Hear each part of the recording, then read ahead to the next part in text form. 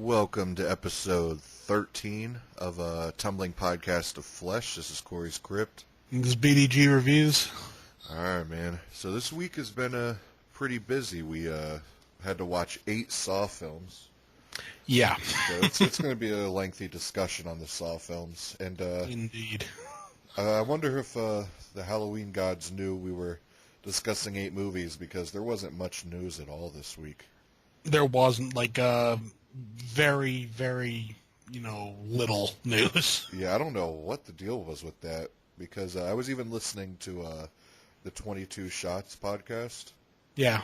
And even JP he who does the news on that show, he was saying how threadbare the news was and how he was grasping at straws for stuff.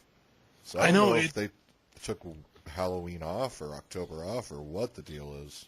I know, it seems kind of odd, Yeah. it being, Halloween and all.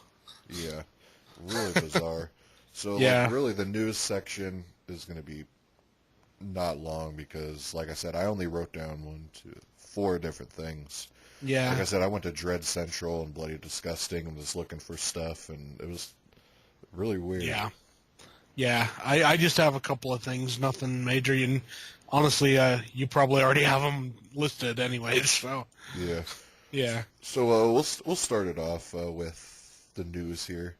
Mm-hmm. So the first bit of news I got is IFC picks up a movie called Mary Shelley, which is starring Elle Fanning as Mary Shelley, and I guess it's a biography type thing of a author of Frankenstein. Well, that could be interesting. Yeah, so that's pretty cool. And Elle Fanning, I don't know, there's something really attractive about her. Yeah. And the Neon Demon and everything. Yeah. Have you seen the Neon Demon? I've seen some of it. I started on it, and then I just kind of stopped watching, and I'm just like, I gotta get back into it. Yeah, it's a bizarre movie. I really did enjoy it, though. Yeah. That Nicholas Winding Refn or whatever who directed it.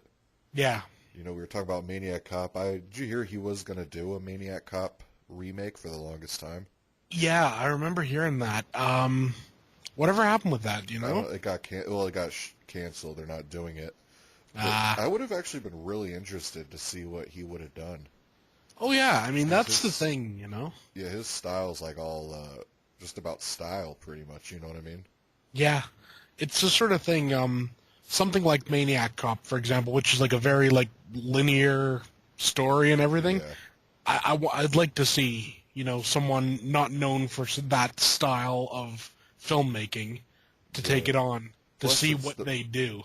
Yeah, plus it's the perfect time for it with all the police brutality and blah, blah, blah, but... Oh, yeah. Perfect time for it, And plus, I don't know if you have the Maniac Cop 2 Blu-ray, but Nicholas Winding Refn has a whole commentary on it. Like a fan commentary.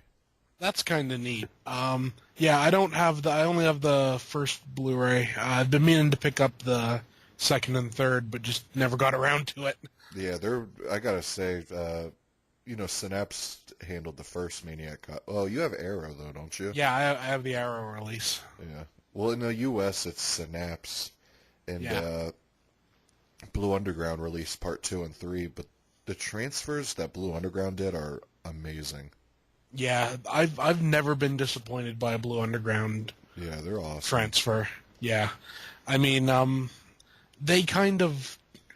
always found with Blue Underground, they kind of took over from Anchor Bay back in the day, back in the DVD days. Yeah. And they've just sort of kept up that quality over the years. Yeah, I think one of the main reasons why is the owner of that label is passionate about movies, William Lustig. Yeah. So. Yeah. But anyway, this IFC movie, though, I mean, I'm not going to rush out to pick it up. I'll watch it eventually, but... Yeah, I'll probably wait for Netflix or something. Yeah, there you get all the IFC movies. Yeah. But like I said, this is the definition of grasping at straws here. IFC film. Yeah, a little bit. But this next piece of news a lot of people will be excited for, probably you too. Mm-hmm. The Blu-ray was announced for Twin Peaks event for December 7th. Yeah, I saw that. in America they wanted over $60 for it. That's insane.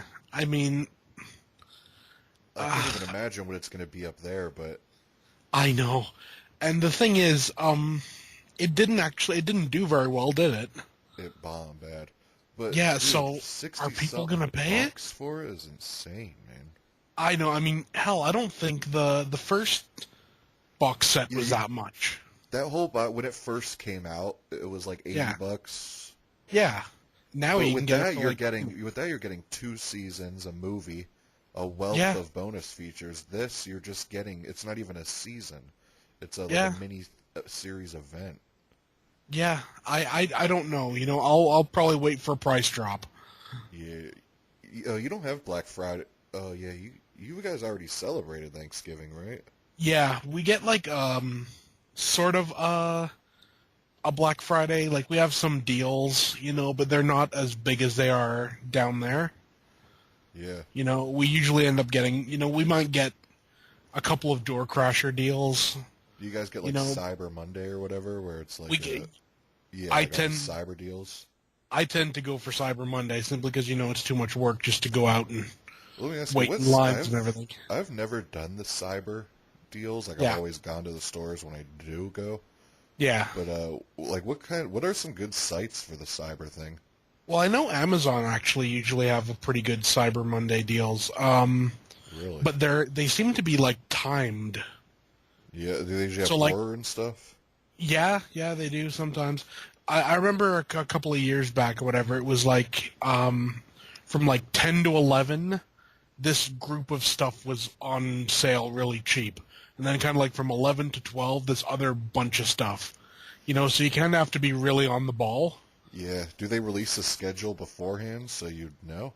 Usually, yeah. I think Blu-ray.com usually have a listing of when things are going on, and Yeah, like, I'll you have to know, pay attention to that. yeah, it's worth it. You know, well at least for me it is. You know, Yeah.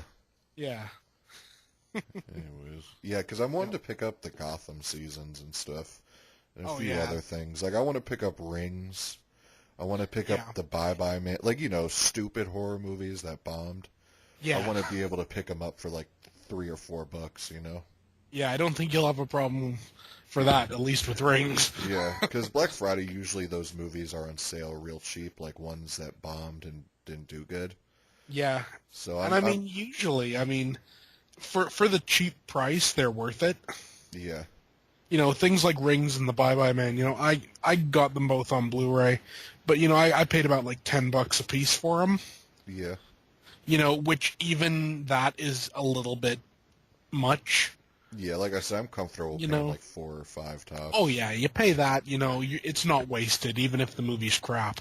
Yeah, because I Yeah, do want to see them, but I don't want to pay 10, yeah, 15 for them. yeah. Anyways, man. But Yep, next piece of news is Leatherface hits Blu-ray in December. yep. I don't know. I mean, I haven't watched it yet. You know, essentially what I've heard is it's more similar to a Wrong Turn movie than it is a Texas Chainsaw Massacre movie. Yeah, I've heard mixed things. Like some people say it's complete shit, but I've heard a lot of people say it's actually good. Yeah, I get the idea that it's from what I can tell, I think it's pretty decent, but not as a Texas Chainsaw movie. Yeah, I heard Like there's like if a you really look at good it as twist your at the own end. thing, yeah, yeah. I think it's one of those ones probably if you look at it as its own movie, you're probably gonna enjoy it. Yeah, But maybe if you look at it comparing it back to the Texas Chainsaw, you're kind of like, well, yeah, okay. yeah. I mean, I'm pretty excited to see it. Yeah, I mean, I it want to see the it twist could be everyone's interesting. talking about. Yeah, I yeah, already am assuming it's going to be like Leatherface is revealed to be someone you didn't expect to be Leatherface.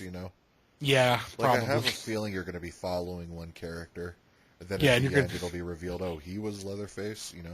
Yeah, That's um, just what I'm assuming. I don't know. yeah. I mean, that's probably a good bet. Yeah. Yeah.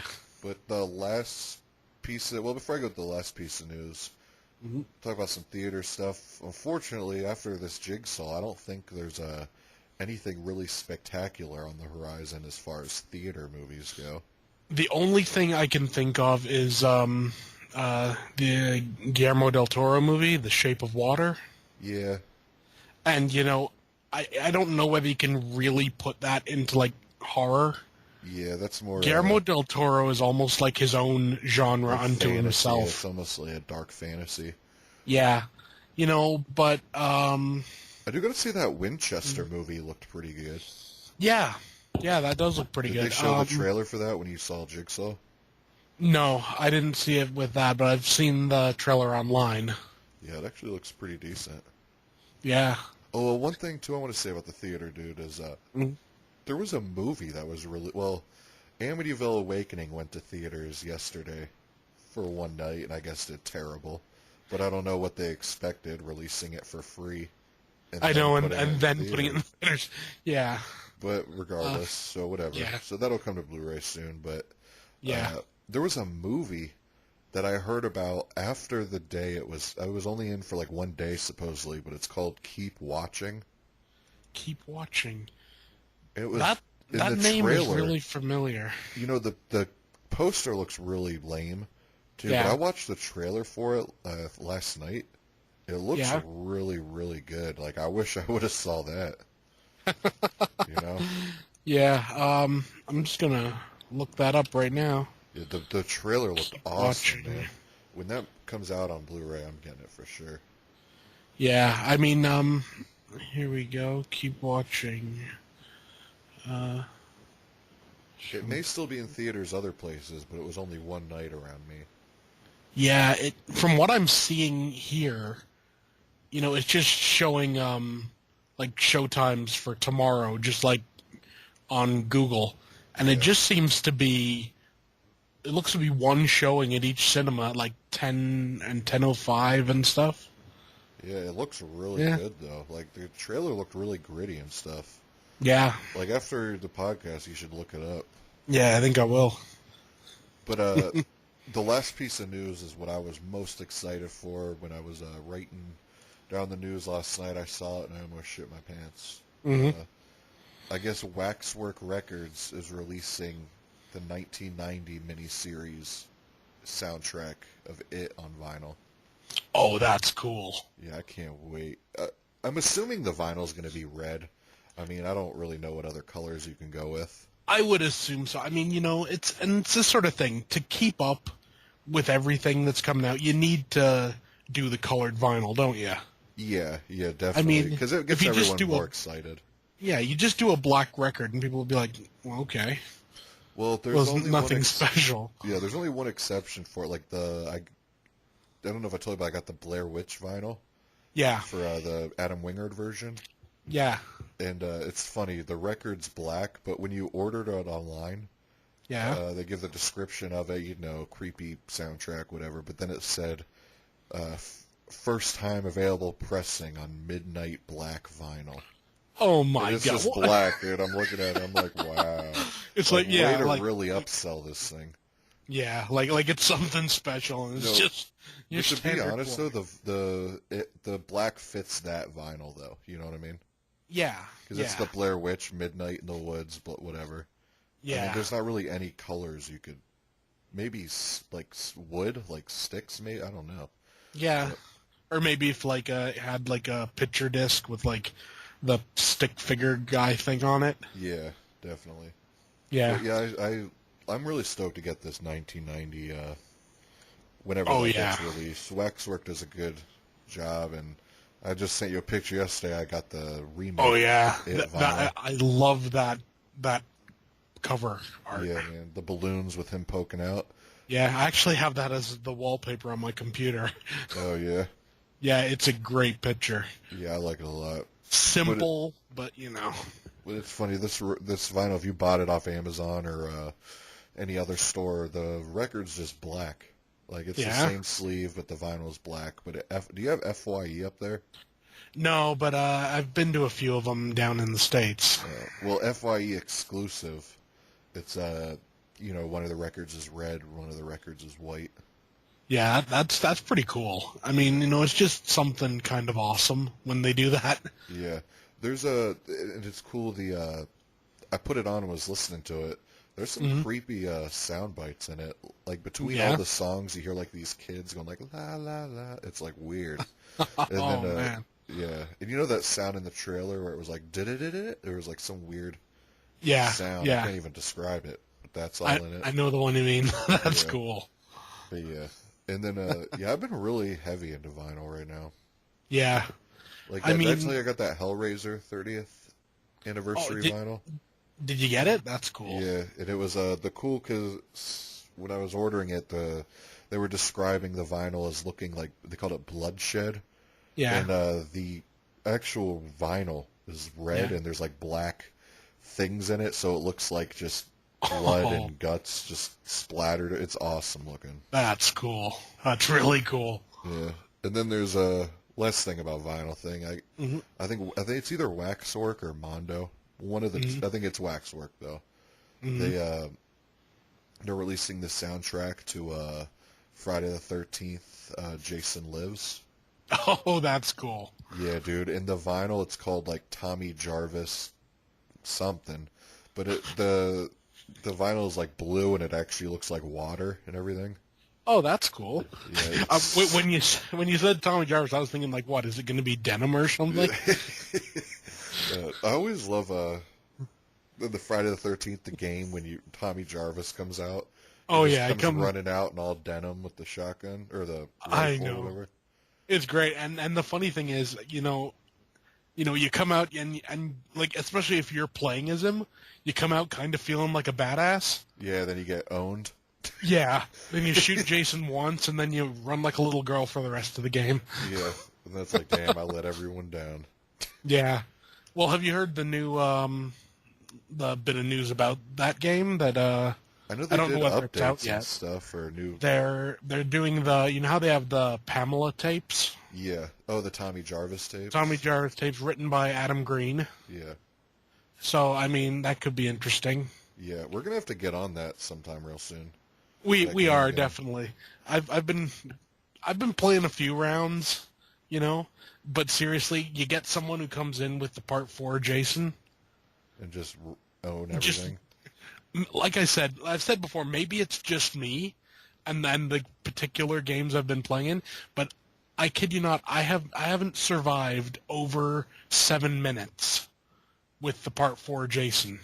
Wow. Yeah, I haven't even played with Part 4 Jason yet. I haven't, I'm not at that level to have unlocked him yet, but I've played against a couple of people playing him, and literally, it's almost like a complete, like everybody's killed within 10 minutes.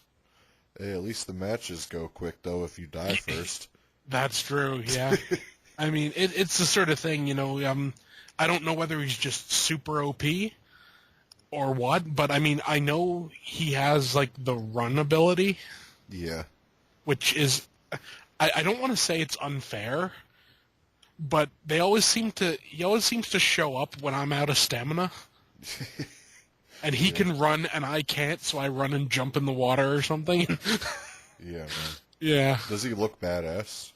He looks pretty damn cool. He looks like a slightly modified Part 3 version.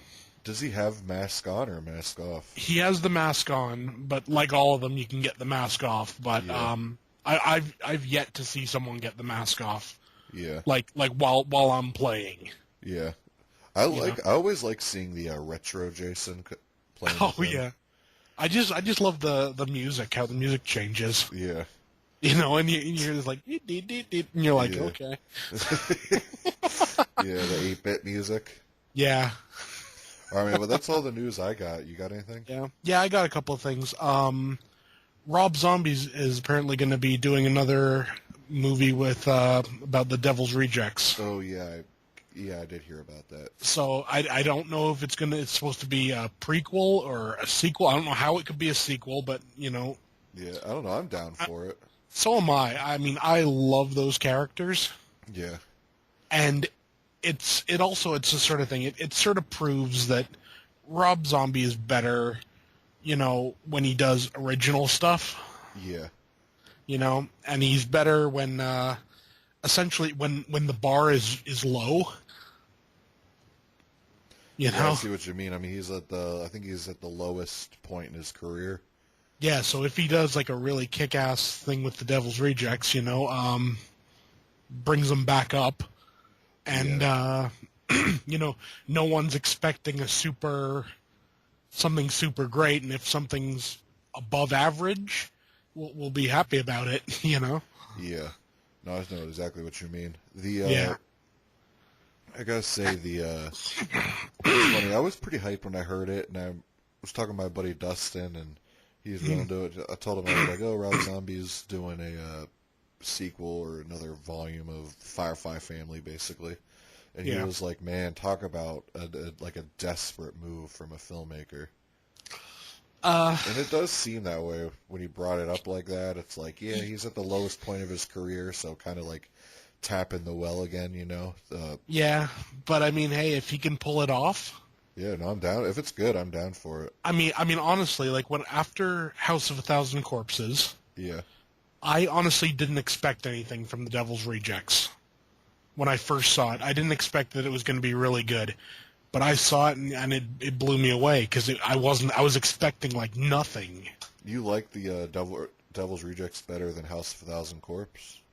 I do and I don't. They're very different movies. Yeah, Essentially, what I think those two movies do is they show that if you had given Rob Zombie the Texas Chainsaw Massacre instead of Halloween, yeah, he would have made an awesome remake. yeah. He should have done the Texas Chainsaw.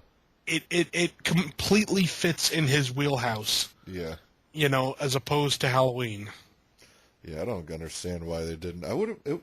I feel like they should give Rob Zombie like an Ilsa sequel or something, because Oh, wait, that he would did be the perfect. Werewolf Woman of the SS and all that. Yeah, Like, yeah. he'd do really good with a throwback Nazi exploitation type Essentially, thing, you know? anything with exploitation in the name, Yeah. give it to Rob Zombie, and he'll do a great job. Honestly, It'd be cool I to see mean- Rob Zombie do a black exploitation movie. oh, that would be He awesome. could do it because his black characters in his movies end up being the coolest. They are. They're literally Like in usually. 31. Oh yeah, yeah.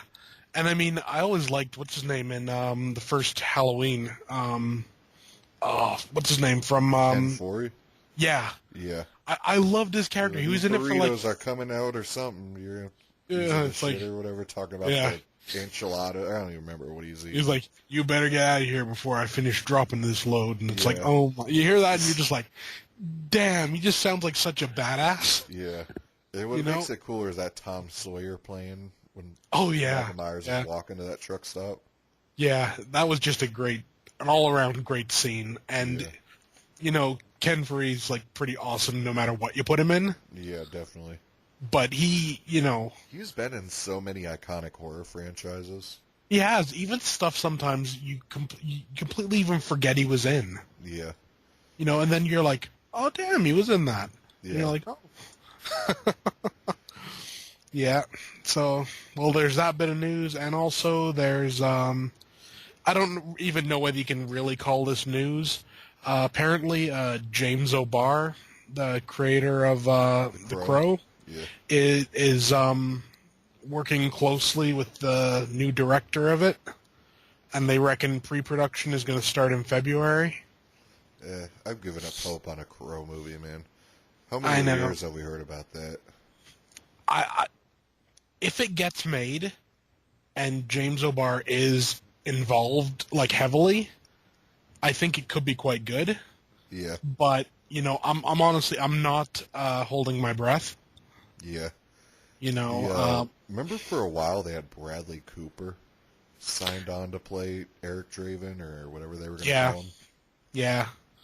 I mean, I don't know. It's just like now they have I think Jason Momoa is still attached. Oh, okay. I don't know. He seems like too buff and everything to be the Crow. You know what I mean?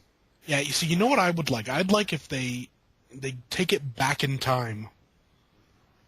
Take it back to like colonial times or something like that. Yeah, and like tie it into like the whole like Native American type stuff and everything. That would be cool. Yeah, definitely. They've done that in the comics, so. Yeah, I mean, and obviously it works if they did it there. Yeah. You know, um, I'd like to see it just go in a completely different direction because they're almost always the same. Yeah. Like they're in like a city. And it's like like the city's like a Run character down and unto all. itself. Yeah, Yeah. I'd like to see it like in like colonial times. Yeah, that would be really interesting. Yeah, or like the Civil War or something, or Yeah, something during basically a the time Assassin's Creed of horror movies, or whatever you that probably that ain't would a be horror movie, but no, you but know, like Assassin's Creed is a new time period every time. yeah. See, that would be awesome. I would love to see that. I mean, like the crows through the ages, if you will. Yeah, definitely. Could see one Spawn can like do the in same thing if they yeah, Spawn does good. Those sequels, yeah. Honestly, with Spawn, I would like to see the Middle Ages one. yeah, Yeah, that'd be with badass. like what was that one called the that Wasn't it kind of like Spawn Dark Ages or something? Or yeah, and there was that like kind of like the I keep wanting to say anti-Spawn, but that's not really the word. It was kind of blue, if I remember right. yeah, I Like don't remember too much. I don't know, Redeemer or something. I don't know, like the god equivalent of Spawn. Yeah, Like that would have been kind of cool. definitely. Or hell, honestly, I'm gonna throw this out there. If anyone's listening, like that can make movies, I want to see a movie of The Darkness. The video game? Yeah, and I want it worked in to like Is that the you know, mob guy, right? He's a mob yeah, dude? Yeah. yeah, and he's got the thing. I would like to see that as a movie, and I want to see it worked into the Spawn universe. Are they connected at all? Sorta. I mean, they were both Image Comics, from what I know. Oh, okay. And I think there's been some crossover in the past. Okay. But I mean, how cool would that be? Like you got you make the Darkness the bad guy, Yeah. and Spawn kind of like the good guy. Yeah, that'd be pretty cool. Do you I remember mean, a comic back in the day called Grendel? oh, I loved Grendel. Isn't it crazy they never made a movie? It is. I mean, and it's just such a I want to say like a simple idea. Like the mask design and everything was just like totally iconic, but a really simple design. Yeah, I know. I can't believe they never made a movie of that. Yeah, and I mean, there's been so many different versions of Grendel. Yeah. That like Grendel Prime or whatever, like the like robot one or something. Yeah, the one that fought Batman at one point. Yeah, Grendel vs. Batman. Yeah, Grendel versus Spawn. I'm pretty sure they did that. That's something that would be neat to see. Yeah. Yeah. And last bit of news I got here. Well, last two bits of news. One, you can now buy that 3D printed head of Mrs. Voorhees. Really? How much is that? It is $475. God. Yeah. The guy bought the original prop, and then he's like 3D scanned it, and he's doing they're going to be exact reproductions, and I guess they're going to be painted by hand and everything. If it was like 150 or less, I'd get it, but there's no way I'm paying over $400 for it. No, apparently from what it says here, he's offering a run of 10. Oh, wow. Yeah. It's the sort of thing, from what I know, it's just like a guy. Yeah. It's not like it's like a company or anything. But I tell you, as well, it's pretty cool. I mean, yeah, more people can enjoy it. Someone should license that. Go to him, license it from him, or whatever. And NECA should license it. Do cheaper.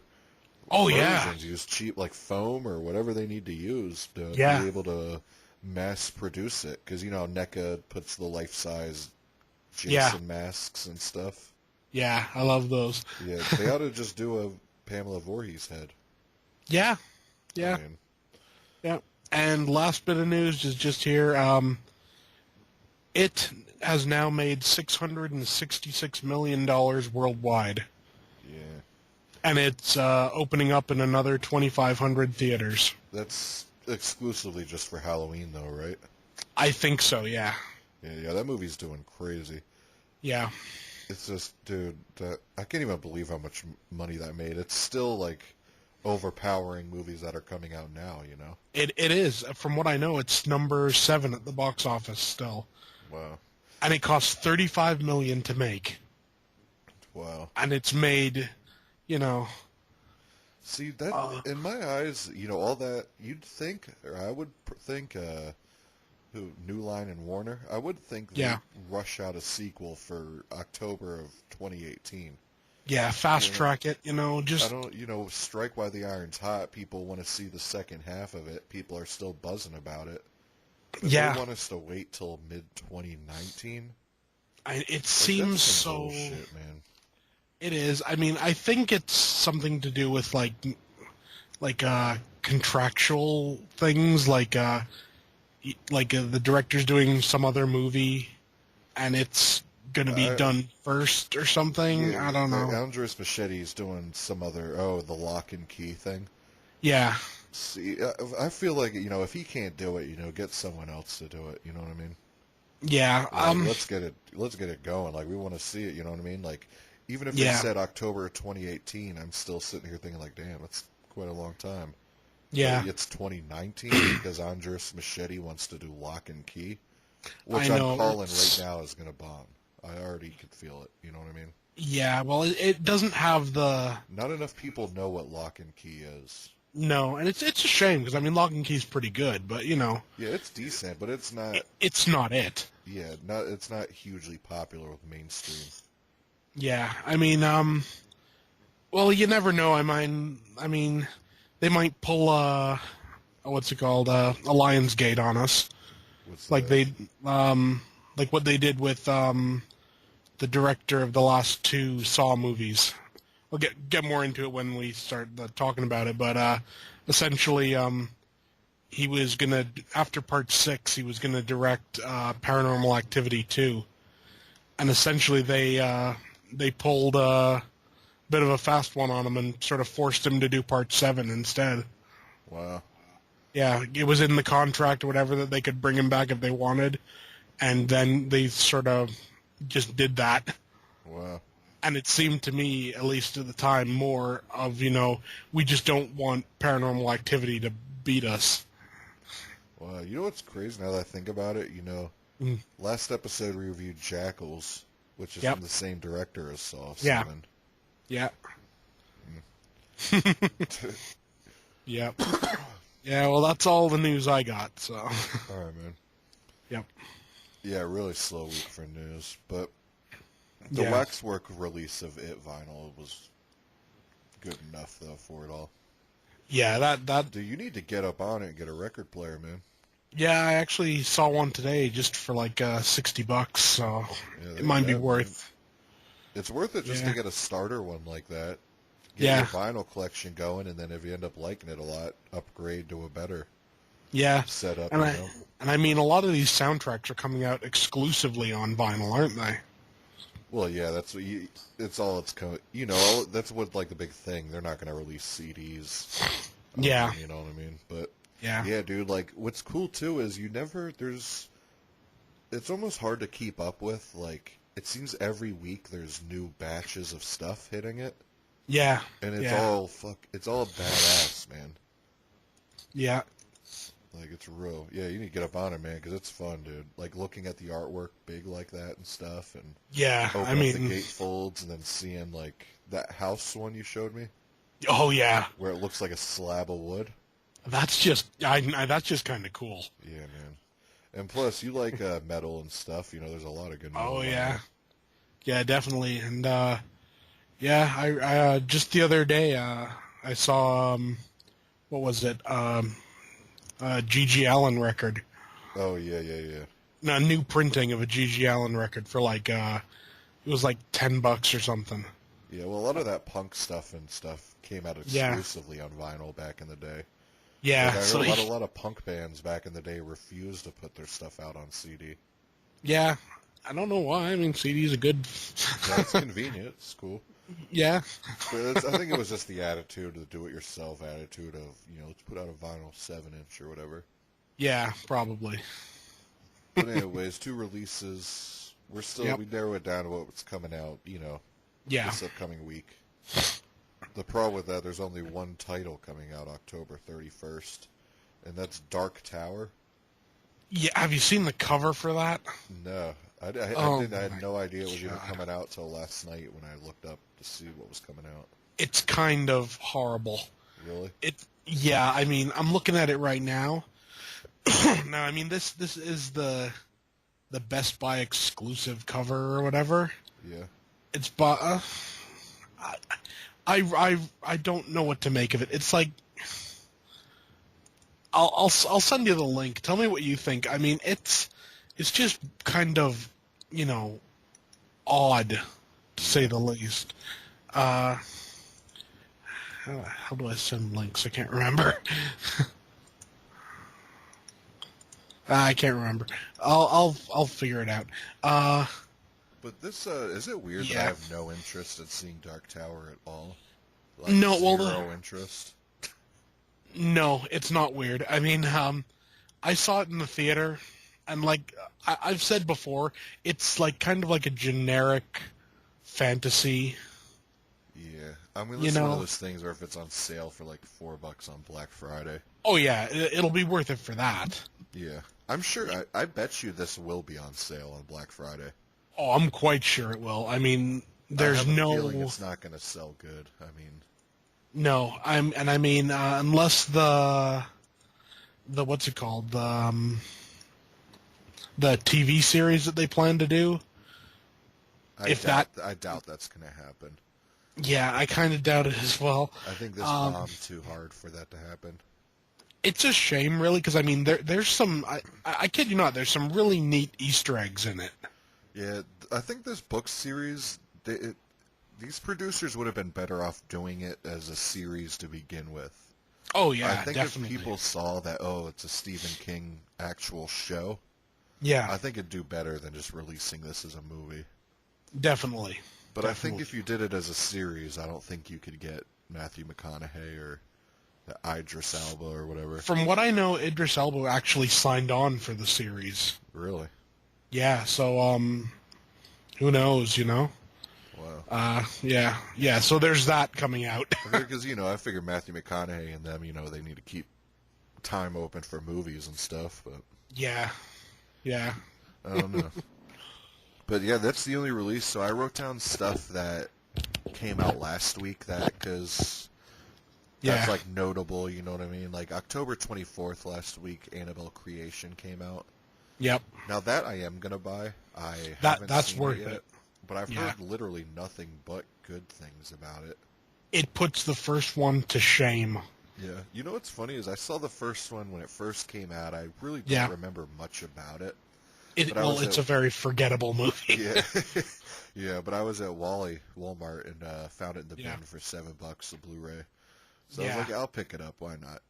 Yeah. Barely remembered it, so I was like, once I watch that, I'll pick up Creation. Yeah, Creation is really good. Dude, when movies come out brand new, they're usually $20, $19.99. Yeah. Annabelle Creation was $22.99. Yeah, I don't get it. Yeah, I really don't. I looked at it, I was like, what the hell? I mean, I could understand something like Stranger Things or whatever, like the box set type thing being a... How much did that cost, by the way? That cost me $24.99. Yeah, that ain't bad. Yeah, so, that was definitely worth it. I'm actually rewatching that show right now. Yeah. I'm looking forward to starting the second season. Yeah.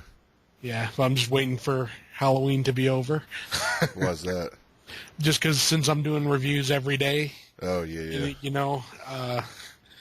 Dude, I'm glad you like that house is October built, though. I remember when I first saw that, I was really impressed with it. And what I really liked about it was, when you get to the end, and you sort of think about it, these people are like crazy or whatever, but they haven't actually done anything that like bad. They haven't killed anybody or anything. Yeah. But that chick though with that like white doll mask or whatever. That thing is terrifying. I know, dude. When she walks on the bus and everything, like she's creepy. Oh yeah. And just literally follows him in, and it's like, and he's like, just the way she looks. I don't know what's going on. Man.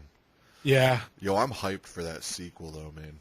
So am I. I mean, from what I've been hearing, it's not getting as good reviews as the original. Yeah, People have been saying, but I'm then still again, hyped for it. so am I. I mean, I want to see what happens next in that Yeah, in that there's actually a storyline. decent amount of sequels coming out that I'm really hyped for. When that sequel comes out on Blu-ray, we'll have to do like a episode on those two. Definitely, And then definitely. one of these days you need to pick up Creep or something, because Creep 2, when that Yeah, gets released, we got to do a Creep one. yeah, Because that'll be good. I'm hyped for that sequel. Like the first Creep, I love with a passion, man. Yeah, it's like a real. It's almost like, I don't know. It's a very uncomfortable Yeah, movie. it's unnerving, and it's one of those ones Yeah, where it came out of nowhere, and like you're yeah, watching yeah, and you're like, "What is going?" It's just weird, man. And yeah. did you see the trailer for the second one? I've seen. Yeah, yeah. I think I have. Yeah, It looks awesome, man. yeah, But yeah, I'm excited for that. And then Strangers 2, which yeah. Oh yeah. I'm not as excited as I was. No. A, hearing the tagline, and B, the fact that Bailey Madison chick Hmm. from like the Adam Sandler movie and all that stuff is playing in Yeah. it. So I'm kind of, We'll see what happens. I mean, I don't know. Yeah, I'll still check it out because I love The Strangers. Yeah, yeah. I I got just a have a couple of strong, I have a releases strong as well feeling here. it's going to be really dumbed down. Probably. Because the screenshot they showed is that Bailey Madison chick, like Mm, screaming or something, and I'm just like, yeah, I don't know. And the thing that really bugged me too is she's wearing a Ramones shirt, and she probably can't even name one Ramones song. that's true. That shit really bugs me in movies when you see like Yeah, a really preppy girl or something wearing like a punk shirt like that, yeah. and you're I just like, mean, damn well that she ain't never listened to no song from them. yeah, yeah. Like you'll see her wearing like a Dead Kennedys shirt, and it's like, And you're like, oh no, no, no, no, no. it's like wow. It's like you're going Yeah, everything that the Dead Kennedys were against. yeah. Exactly. But anyways, Yeah. So I've got a few releases that are coming out. Apparently, there's the Dawn of the Dead and Land of the Dead Scream Factories. push back, yeah, that's right, to the 31st. Yeah. Slaughter High, Yeah, but that's a Vestron, so that's going to be a bit expensive. yeah, Oh, the Hellraiser Steelbook is apparently coming out on. I think it's the 31st. It comes out. yeah. Oh, I Uh, don't know. I'm debating on picking that up. I own so many versions of Hellraiser. yeah. If you know what, if they have it up here, I might pick it up because that's just an awesome cover. Yeah, you think it will be in stores? Because I know the Ghost in the Shell steelbook was in stores. Yeah, I mean, I get the idea. It probably will be in stores. I hope so. I'll pick it up if it's Somewhere. in stores, because that Ghost in the Shell one, it was the Yeah. steelbook, but it actually had like a thick plastic slipcover. I love those. Yeah, I 'cause it was really like do. clear plastic, but it was sturdy. You know what I mean? Yeah, And it yeah, made the release like almost a lot heavier. yeah, yeah, So if this Hellraiser one has that, I'll definitely pick it up. yeah. Okay, what else? The Lift and Down. I'm Those picking two. those up for sure.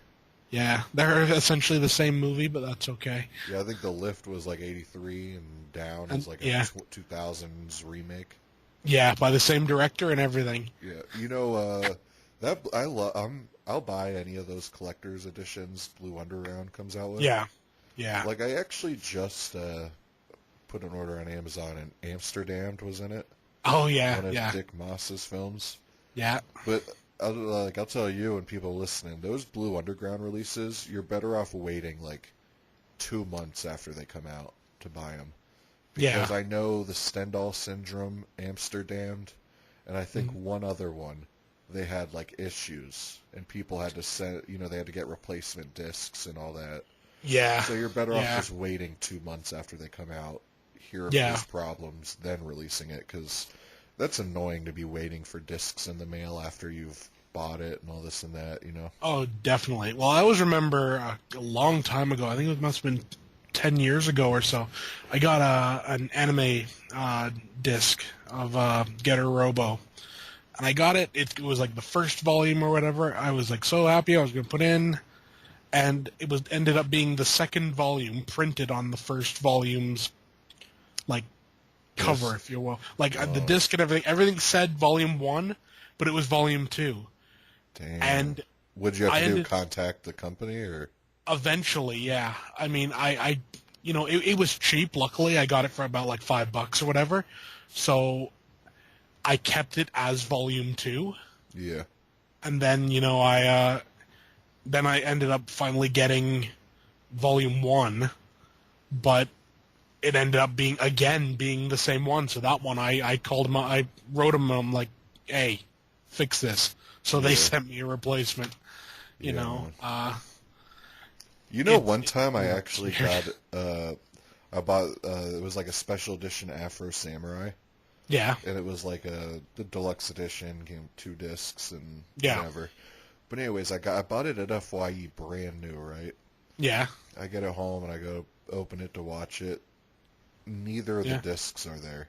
It's just a completely empty case. Oh man, that's just... It was weird because it hadn't been opened. It was still shrink wrapped and all that stuff. It had never been opened, but there was no discs in there. Yeah, and so I walked into FYE and I was like, look, I know you guys aren't going to believe me. But I was like, look, I bought this, opened it up, and there was no discs. But the dude had seen me there many a times, and he was like, I mean, I don't know why you'd lie about that, so. Yeah, and that's a definite, manufacturing fault. How do you just not even put the discs in the case? Yeah, there's no real excuse for that. I mean, well, did you see one of Mr. Parka's latest videos? I watched some of them. I don't keep up with he got something. I forget what it was, and this is what someone had done. They'd ordered this movie. Yeah. And then sent it back, I guess saying they didn't want it or whatever. They sent back a screener copy. So they got a screener copy from someone. And then Amazon sent him the screener copy?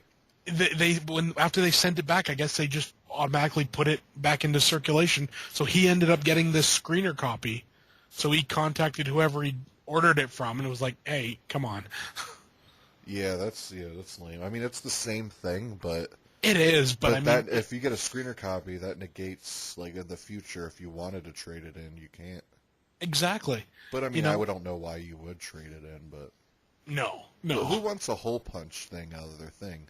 I know it's like if you notice a lot of like those screener copies, they can't use the reversible cover art because if they hole punch the barcode.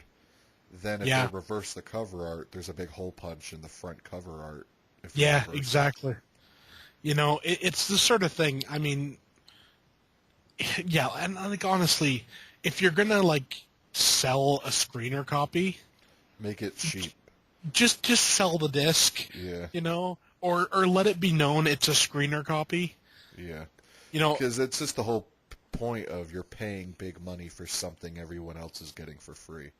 Yeah.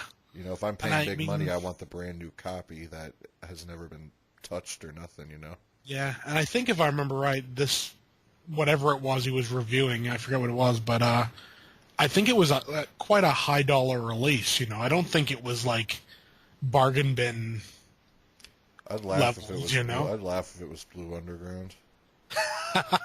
Yeah. I still love Blue Underground, but dude, they seem to have a lot of problems recently. Yeah. Like, I'm going to get those 2 Dick Moss films, but not right away. Yeah. Yeah, it's the sort of thing, you're better waiting and seeing, if there's any problems. Definitely. I'm a little worried, though, because I ordered Amsterdam off Amazon. Yeah. I'm hoping this is, like, the new version, like this isn't just old stock, you know what I'm saying? Yeah, well, at least with Amazon, you know that you'll be able to send it back no problem. Yeah. And I mean, hell, a lot of times even you tell Amazon that something's wrong, they just send you a new one, and you don't gotta return the other one. Don't have to return the other one, yeah. Yeah, So Yeah, you got any other releases or no? no, that seems to be it. Yeah, that's it, really.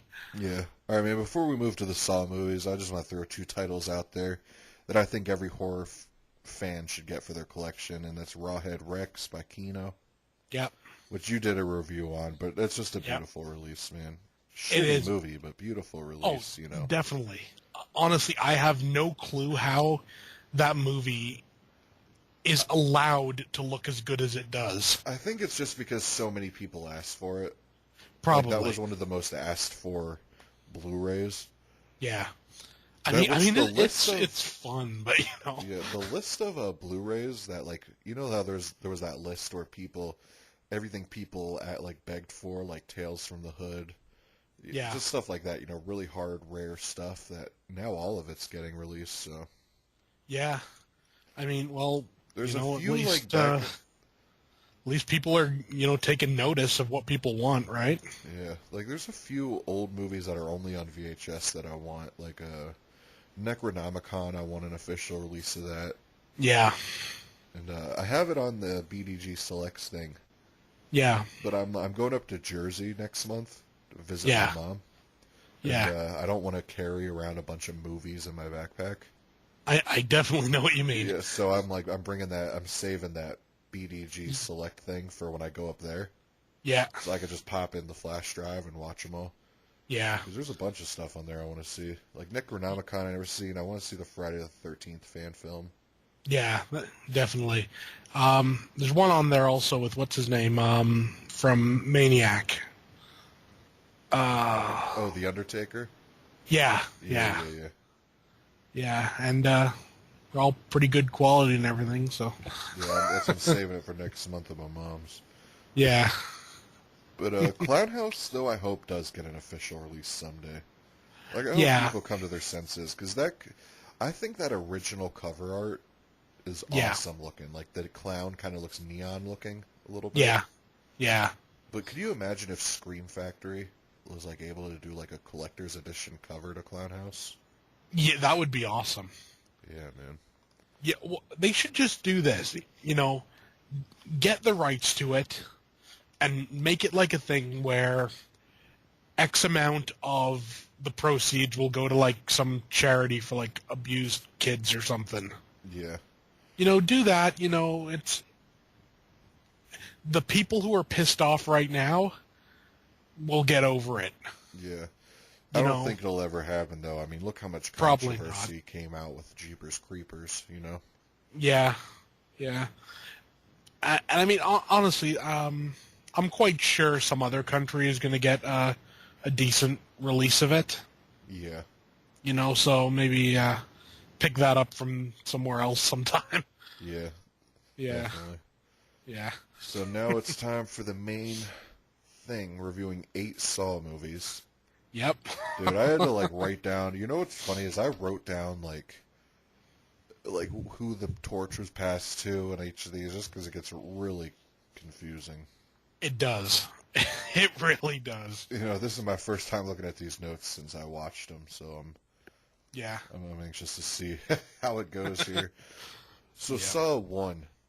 Yeah. This came out in what, 04? Yeah, I think so. Yeah, I love this movie, man. I think So do I. it's just the grittiness of it, the simplicity. Yeah. I love the opening. It just starts off. Dr. Gordon and Adam wake up in a bath, like a grungy bathroom. Yeah, I mean, and you know what does it for me more than anything else? The fact that they're not wearing shoes. Yeah, I didn't even know That's just it's just so cringy for me. I mean, just the thought like they're on this like nasty ass floor and everything, and they're not wearing shoes. It's like Yeah. It sounds like a strange thing, but it's just so like ugh. Yeah. Definitely. The bathroom is just really. I remember that was like the biggest thing I thought of when I thought of Saw was that bathroom. Yeah. And I gotta say, in all the sequels, those are my favorite parts. Is when they go that bathroom again. Oh yeah, yeah. I mean, I'd forgotten honestly how good a movie Saw 1 was. Yeah. Because I mean, when it first came out, I saw it like 2 or 3 times in the theater. And then when it came out on Blu-ray, I watched it a bunch of times. So much so that I kind of got burned out on it. Yeah. So literally, since about maybe 2006 or 7, I haven't watched it since then. Yeah. So it was, I'd forgotten, just how solid a release it is. Yeah. Let me ask you, Yeah. this Saw one, did you have it on Blu-ray or DVD? I had the Blu-ray. No, when it shows Adam's flashback of him Yeah. getting abducted in the photo Yeah. developing room, Yeah. did your transfer look really bad? Um, Like really crushed and everything? I don't think so. I seem to think it looked pretty decent. I mean, Like the whole movie looked good, but that scene when he's in the photo developing room and he gets yeah. abducted, it looked really, really bad, man. Yeah. My disc may have had a flaw or something. I don't know. Well, which disc? Yeah, which version? I have the collection, Oh, okay. Yeah. Um, the Blu-ray collection. I actually have that on DVD and Blu-ray. yeah. I haven't seen the one from the collection. I mean, the one I got was the single disc from back in the day. Yeah, it may be Like, compression issues from putting them all on so many or few discs. it could be. Yeah. Yeah, it looked bad, man. But there was only like 2 minutes, so. Yeah. So you can forgive that. Yeah, but one thing I do gotta say too about it is like the grain in this and everything, and that's Yeah. with all of them up to part 8. I love that whole grain gritty structure of it. Yeah. It has like a definite, almost like I want to say like a dirty feel to it. Yeah, real Like, grimy. yeah, and it just works. Yeah, You know. but I love part 1. Seriously. yeah, but this whole thing, Dr. Gordon, he the whole thing you're wondering like what the hell these people are doing here, and it's like Yeah. it's cool because you're seeing them in the bathroom, and then it goes like to flashbacks. Yeah. And it shows like Dr. Gordon, not happy with his life or whatever. He's cheating on his wife, who I don't know why he would, because his wife is super hot. Yeah. She's in that show, Parenthood. Ah, yeah. But I remember, yeah, she's really hot. But anyways, Yeah. he's cheating on her for some reason. And, Yeah. there's that whole thing, and then it's revealed later that Adam was actually stalking him, taking pictures and all that. Yeah. That was a great, Reveal. yeah. So that's how they're all, connected or whatever. Yeah. And then the whole thing where, you have that thing with Dr. Gordon's pen, and he's Yeah. brought in to Yeah. questioning and all that. And this is when you're first introduced to Amanda for the first time, Yeah. where she's there. And then that was the trap. Like when I think of Saw, that's the trap I think of. That head Definitely. thing that Amanda was wearing. Yeah, like a reverse bear trap, whatever you call it. Yeah, dude. And Yeah, then, that thing's just sick. It really is. yeah. And then you realize the dude who's like helping. Well, you don't even know of Jigsaw really at all. Like you don't No. even know what he looks like or anything. You just know of that they talk about him. There's a Jigsaw killer, Yeah. and the whole thing is he has this dude who was working at the hospital helping him. I Yeah. don't remember the dude's name. It was some Weasley-looking It was guy. like Jeb or Jeff or Jeb something. or something like that. But Yeah. anyways, he has the family abducted, and he's pulling the strings with it all, and Yeah. helping it, and and then at the end, it was. I remember when I first saw it, it was the biggest. Like, I remember I was blown away by the twist. Oh yeah, When he you see just John stands up Kramer and it's like, stand up, and you oh. hear da-na-na, Yeah. that music. I love that music. I really do. And then he's like, "Get Yeah. over." He slams the door. That was so cool. I love that, man. I also Yeah. loved Dr. Carrie Elwes' performance as Dr. Gordon. Yeah. He's like, just like how ghostly he looks, like when he cuts off his leg. Oh, I remember definitely. he's like Yeah. talking to Adam. He's like, I'm going to come back for you. Like, it Yeah. actually looks like he's about to die, Yeah. Yeah. And I mean, it was some very effective makeup in that scene. Yeah, and that's what's cool about the first Saw that I Yeah. appreciate over all the other ones, is that it Mhm. was gory but not excessive at all. You know what I mean? Yeah, Like, that's the most gory part, is him sawing at his leg. But it was yeah, so effective, you know? yeah. Well, I guess probably because it wasn't overused. Yeah. I really love that. Just the simplicity of it. Yeah, And yeah, I like the whole thing, too, at the end. Gordon cuts off his leg, and then you see nothing more of him. So you don't know what the hell happened to Dr. Gordon at yeah, this point in the movie, yeah. you know? It's a great. It's like a literal like cliffhanger ending. Yeah, and what's cool about this is when this was made, they probably didn't know if it was going to make sequels or what. So it was kind of a Yeah, ballsy move to do that. I think it was done purely, like to end the movie. Yeah, Like if this is the last one, this is how it goes out. People are going to be satisfied with it. yeah. You know, Now, it was left enough up in the air for sequels, but if it had it been a standalone flick, people wouldn't have minded. I think. yeah, definitely. Yeah. And what else is weird is you have, what's that guy's name? What's the black dude's name from Lethal Weapon and everything? Oh, Danny Glover. Yeah, Danny Glover. You got him in this.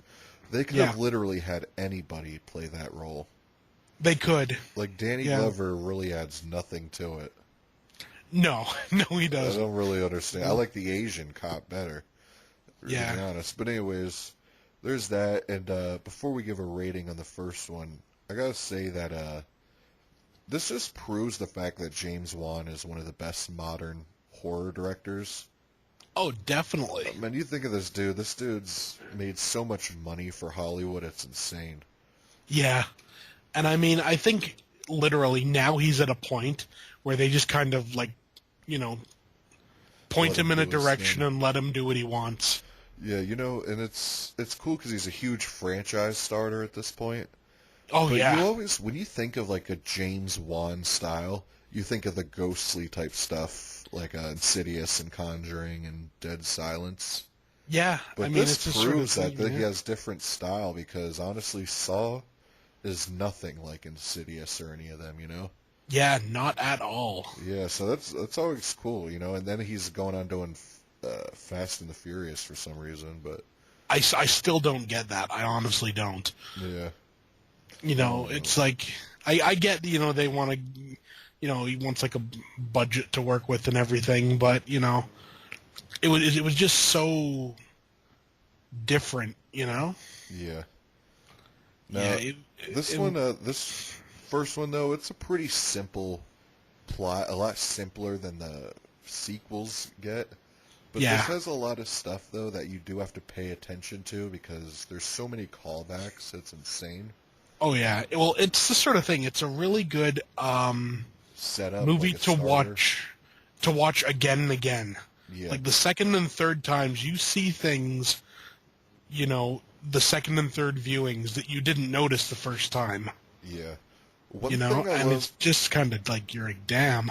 yeah, one thing I love too about it, like one scene that I love is you see the Adam, he has to put his hand in the toilet and it's all poop water or whatever. Oh yeah. When he puts his hand, it's just disgusting to even like look at it. And I like how Gordon's like, "You feel anything?" He's like, "No solids."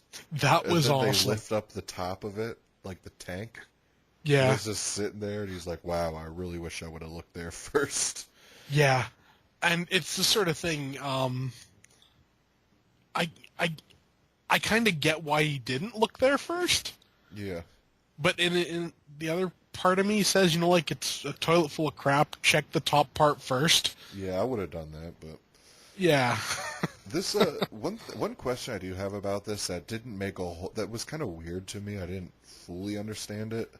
Is at the end he's listening to the thing and it's revealed the key to all of it, like to get him out of it, was Yeah. in the tub and it goes down the drain and everything. Yeah. What was the point of him doing that? You know what I mean? I get the idea it wasn't supposed to go down the drain.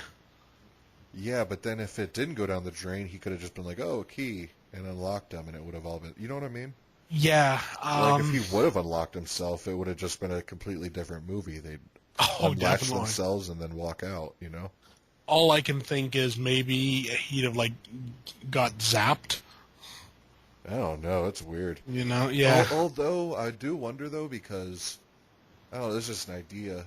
Because in the second one, which we'll get to in a second, it's realized this is all one big ass place. Yeah. You know what I mean? Like, Yeah.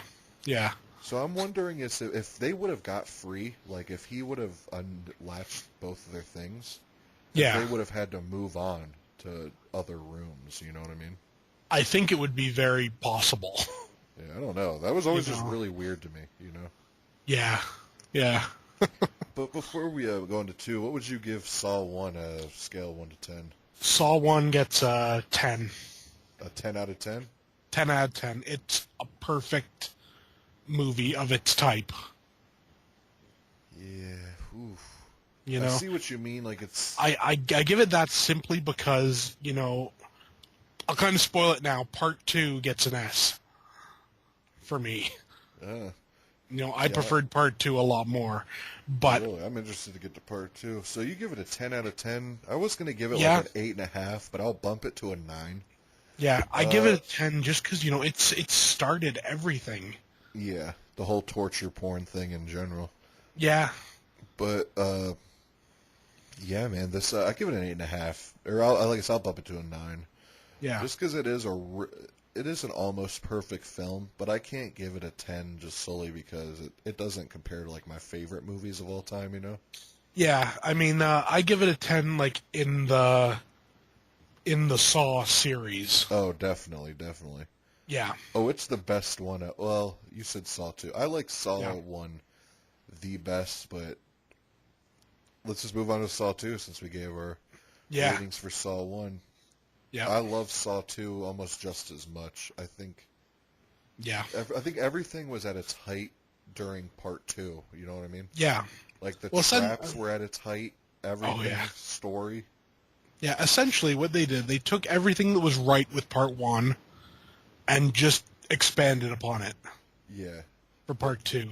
And then, Saw was still a fresh idea when Yeah. this came out, and then basically Donnie Wahlberg.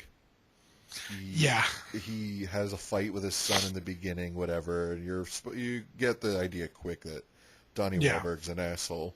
Oh, yeah. And basically, he gets called up into the thing. Within the first 10 minutes, they're raiding Jigsaw's little lair or whatever. Yeah. I thought that was pretty cool, Yeah, jump right into it. Yeah. And they're rushed into action. He's all hooked up to IVs and stuff, and he basically tells Donnie Wahlberg straight up, he's like, just relax, just talk, whatever, and everything will be good. Yeah. And then he obviously can't do it, and he Yeah. sees that his son's chained up with all these other convicts, which Yep. was later revealed they were convicts he put away. Yeah. Unjustly, he framed them all. Yeah, that part was awesome. Yeah, I really like the setup. Like, I like the whole backstory to it. Yeah. And then you're introduced to the people. I really like the group of people that are being put in the game, Yeah. Like, Yeah. you're introduced to Amanda again, but you don't really Yep. think anything of it at this point. No.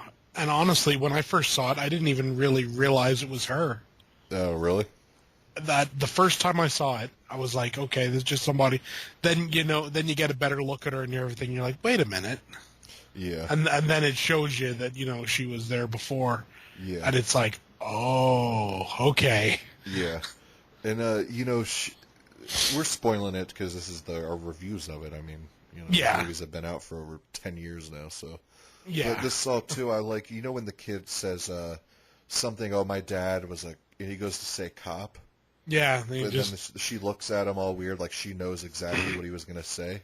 Yeah. But then once you see the ending, she does know exactly what he was going to say because Yeah. we'll get to the ending there in a second. Yeah. But the black dude, like the older black guy, he's been in a lot of stuff. Like he was in Menace to Society, Yeah. a bunch of other stuff. But anyways, I always liked he was most He's one of reasonable. those.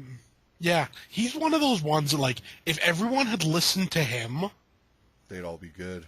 they'd be fine. Yeah. But you get that one guy that's like the asshole Mexican yeah, dude. yeah, way too like overly aggressive and everything. Yeah. It's like, come on. Like, you're being played with. You need a like a cool head in these situations. Yeah, man. Yeah, Yeah. that was funny. I like how the first trap though, that gun peephole. Oh, that was awesome. Yeah, that was badass. And I gotta say too, I think Saw 2 has the most like cringy worthy. When I say cringy, I don't mean that in a bad way. I mean like you're looking Yeah. at it like, damn, you know. And that's Oh that yeah. needle pit, dude. Oh, Dude, like yeah. that's That cringy to look at, man. it is, and I mean, it's one of those things. Everyone has had needles, Yeah, and pretty much everyone has had a needle that they've had to put in again.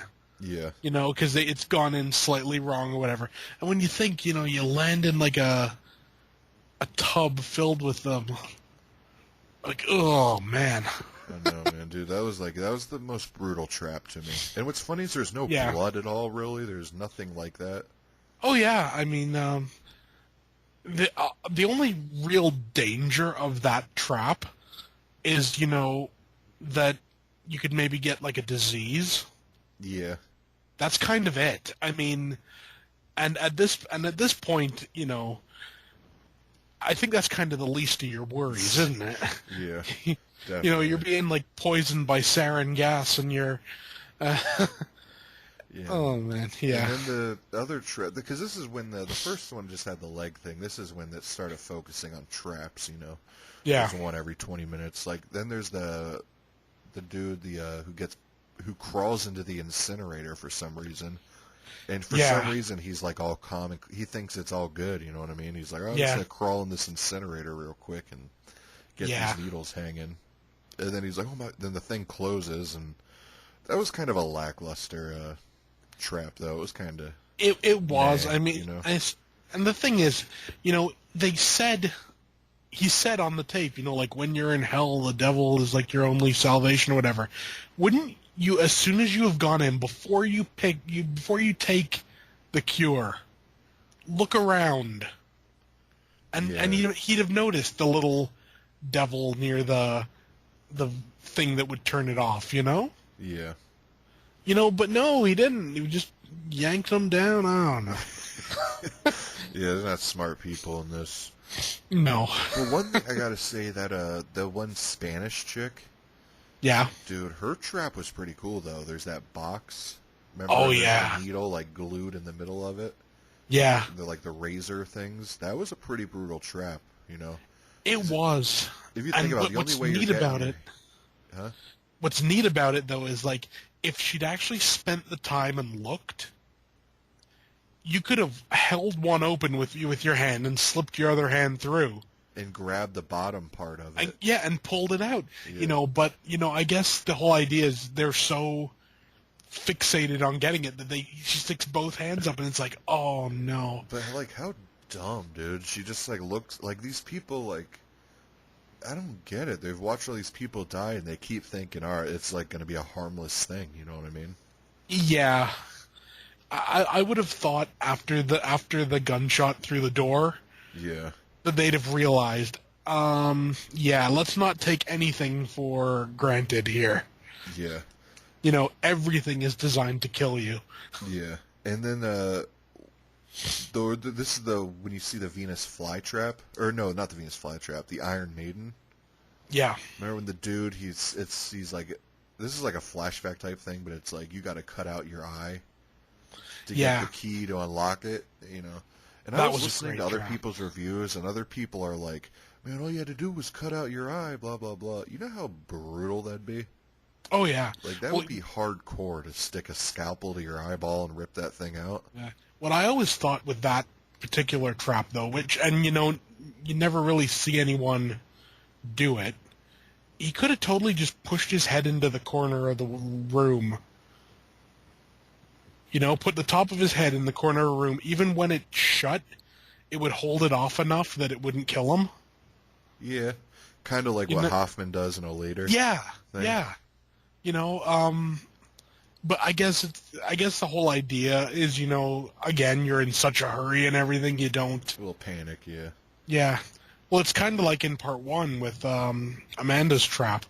You know, until she gets up, it's not set going. Yeah. You know, so in theory, if she just sat there, you know, You know what it someone would have else? been fine.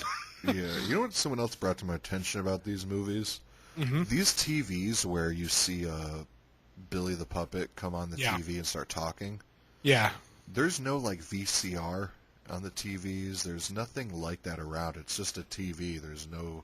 It's not Yeah. like a VCR combo. It's. And Yeah, I was it's thinking about it. I'm literally like, just yeah, like a screen. like, yeah, that is a little weird. But Well, whatever. You look past it. I'm guessing if you have enough knowledge to make these traps, You you could could find a figure way out to a way. You could broadcast find it. a way. Yeah. But yeah, this is let me look at my notes here. Yeah. I'm trying to. There's not really much revealed about Jigsaw at this movie No. because it's more of the whole ending, which is a huge twist, dude. Where, Yeah. remember Donnie Wahlberg? He goes to the place where he thinks they're all at. Yeah. And And what? See, they all blend together. What happened to Donnie Wahlberg when he ran into the place? he ran in there and Got trapped in the bath. Isn't it the he essentially bathroom? he goes into the bathroom. The And I bathroom remember from the him first yelling one. because I remember Yeah. Amanda. You know, it's revealed at the end Amanda was helping Kramer all along, Yeah. and she set this all up, and then it ends with Donnie Wahlberg yelling in the same way Adam was, and then Amanda shutting the door. Yeah. And I love that reveal when you see that safe open and the Oh kids yeah. sitting in there. It's just a complete holy shit moment. I Like, know, and then it flashes, and then they're like, "Oh my and God, you, the feed is not. It's like a recording. It's not I love live." that. I love that. I know, and then it's revealed because Kramer told him, he's like, "Hey, all you have to do is sit here and talk with me, Yeah. and you'll see him again." And then it's revealed literally all Donnie had to do was sit in that room. Yeah. Well, when you think of it, really, the whole basis of the Saw movies is making people act against their nature. Yeah, So, his nature wouldn't allow him to just sit there and talk to him. yeah. He had to try to be proactive about everything. After hearing all that, I'd listen to anything Jigsaw said. You know what I mean? Oh yeah, damn right. He says Like something if he like, was yep, like if he was like sit here, I'd be like, all right, yep, And yeah, it's like, well, like your family's in a burning building down the street. Nah, I'll just stay right here. yeah. But Oh man.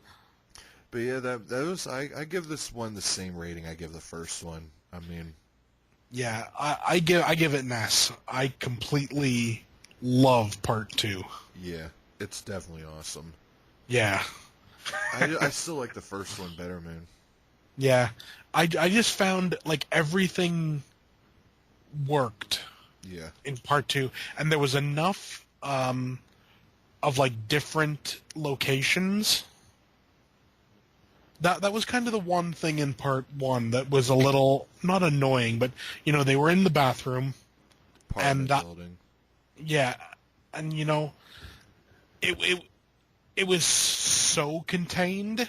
Yeah, well, this one there's multiple rooms and they're walking around hallways and stuff. Yeah, and it shows more. It's like the first one, like anyone could lock someone in a bathroom with a chain around their leg.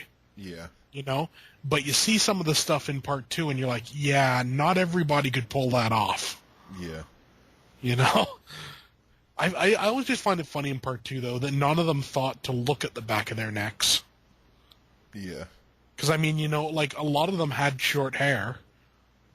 Like, the Mexican guy, he had short hair. You would have thought someone would know. It's like, hey, what's that number on the back of your head? Yeah. Yeah, that whole thing was cool, but there was one trap though that they there was one thing going on. Remember when they're going through what Jigsaw does to the people, and there's like a flashback of all the numbers painted on the wall, and they're like, "Oh, you've been rubbed in flammable jelly or whatever," Oh, yeah, yeah. Well, like what if I got a recording saying decipher the code and the whole wall is covered in numbers? Like, what the hell am I supposed to do with all this? You know what I mean? Yeah. Like, I don't know. It was weird. That was a weird one. Yeah. Well, I think that kind of goes into what is brought up in part 3, and we'll get to that. Yeah, let's move on to Soon part together. 3 now, because this one, there was like, it almost felt like it was a continuation of part 1, but part 3 is when stuff starts to get real, like, Yeah. twisty and convoluted and everything. Yeah. So, Saw 3 opens with Donnie Wahlberg breaking his foot brutally. I know, that scene, I mean... Dude, that was more brutal to me than Gordon cutting his foot off. Exactly. And, you would think that, cutting a foot off would be more brutal, but it's not. Dude, he bashes that thing like 20 times, dude. I know, and it's just, I'm pretty sure after maybe the second hit, those bones were dust. Oh, yeah. And then it's just the way he grabs the foot and just pulls it, and it's like, oh, shit. Yeah, but, the intro starts with that, and then you don't really see Donnie Wahlberg for the whole movie. No. The whole thing is John Kramer's in a hospital bed, or like in his makeshift hospital bed, and Amanda abducts Dr. Lee. Yep. To keep him alive, basically, and she puts like a necklace on her that has shotgun shells that explode or whatever. That's if his heart rate trap. goes, if his heart rate goes below whatever. Yeah. And dude, there's that whole story going on. So basically, she's got to keep him alive. So they keep flashing back to that. But the main thing is this dude waking up in a crate. And Yeah. His whole game thing is his son was killed by a drunk driver, and you're basically... Everyone in this game are people that had some part to do with his son dying. Like, I think the first person he, like, walks into, which is the most disgusting trap of anyone in this whole franchise, like, this one would make me puke, is the judge, where he's, like, tied down in that big pit, and then there's Isn't he the second one? Who was the first one? The first was the girl in the freezer. No, the girl in the freezer. Oh yeah, I thought that was a lame trap, man. It was kind of one of those ones. I guess it was almost to work you up. Yeah, that was kind to of what you were getting. It was, and I mean, freezing someone. I guess, Yeah, it's just kind of a meh. Yeah, that was one of those ones. But the skin being ripped off on his cheek was more cringy than the actual chick being frozen. But yeah. So there's that. Yeah, I forget. That's how meh it was. I forgot about it. Yeah. So the second one, though, I won't forget, where the judge tied down with those rotten pigs. Oh, that was disgusting, dude. Yeah. And he's sitting there, and he's basically, saying, fuck you. The Jigsaw's like, all you have to do is burn all your dead kids' belongings. I know, that was... I like how he struggles for, 10 minutes, you know what I mean? He's, looking at it, he's like, ooh. It's just like, you hear the pigs just being dropped more and more. Yeah, yeah. I mean, it's the sort of thing, that's one of those ones, what makes it kind of neat is the fact that, burning that stuff isn't going to hurt anybody, but you can tell, emotionally... It's painful for him, yeah. Yeah, and, Well, because you see him earlier in the movie, flipping out on his daughter because his daughter's holding one of his stuffed animals or whatever. Yeah. It's the sort of thing, you get it. Yeah. You get what's going on there, and also you get, him not wanting to do it. Yeah. But it also kind of makes you wonder, if he hadn't done it and just let him die. Yeah. Would he have still gotten through to the next trap? Yeah. Or would he not? I don't know. Yeah, it's definitely weird. But that was a memorable trap for me. I really liked that one. Yeah. But he ends up saving him. They move on to the next one. And I think is the next one the Vice Twist? Or the Ribcage Angel? No, that's the Ribcage is part 4. You sure? Yeah. That Ribcage Angel? Yeah. I'm pretty sure it's part 4. All right. So the Vice twist then, the black dude who was Yeah, responsible, who was the actual driver who killed the kid, dude, his yeah, trap was brutal, that was, man. and it's also it's the fact that he's like crying during it Yeah, I know. that almost makes it worse, you know? I know. Not really laughing, I guess that's bad to say, but what I thought was humorous about this trap, Mm. there's no way he was going to get out in time, you know what I mean? No, Like, if no, I was the dude who had the son died, I mean, I'd tell the dude, black dude straight up. I'd be like, look, man, yeah, like, this is how it is. I can't save you. There's no possible way this is going to work out, you know what I mean? yeah, You know, that's what I've noticed about this movie in general. The dude, like, there's no way he's going to be able to save these people, but yet he still tries and then gets hurt along the yeah. way every time, you know what I mean? I guess that kind of goes into, with like the ending of it, Yeah. when John's talking to Amanda and telling her stuff. Yeah, so let's get to that part because we've Yeah, discussed the traps now. So at the end, there's like a few little twists here, man. Let me look at yeah, my notes here to like get it all, you know, straight. yeah. So,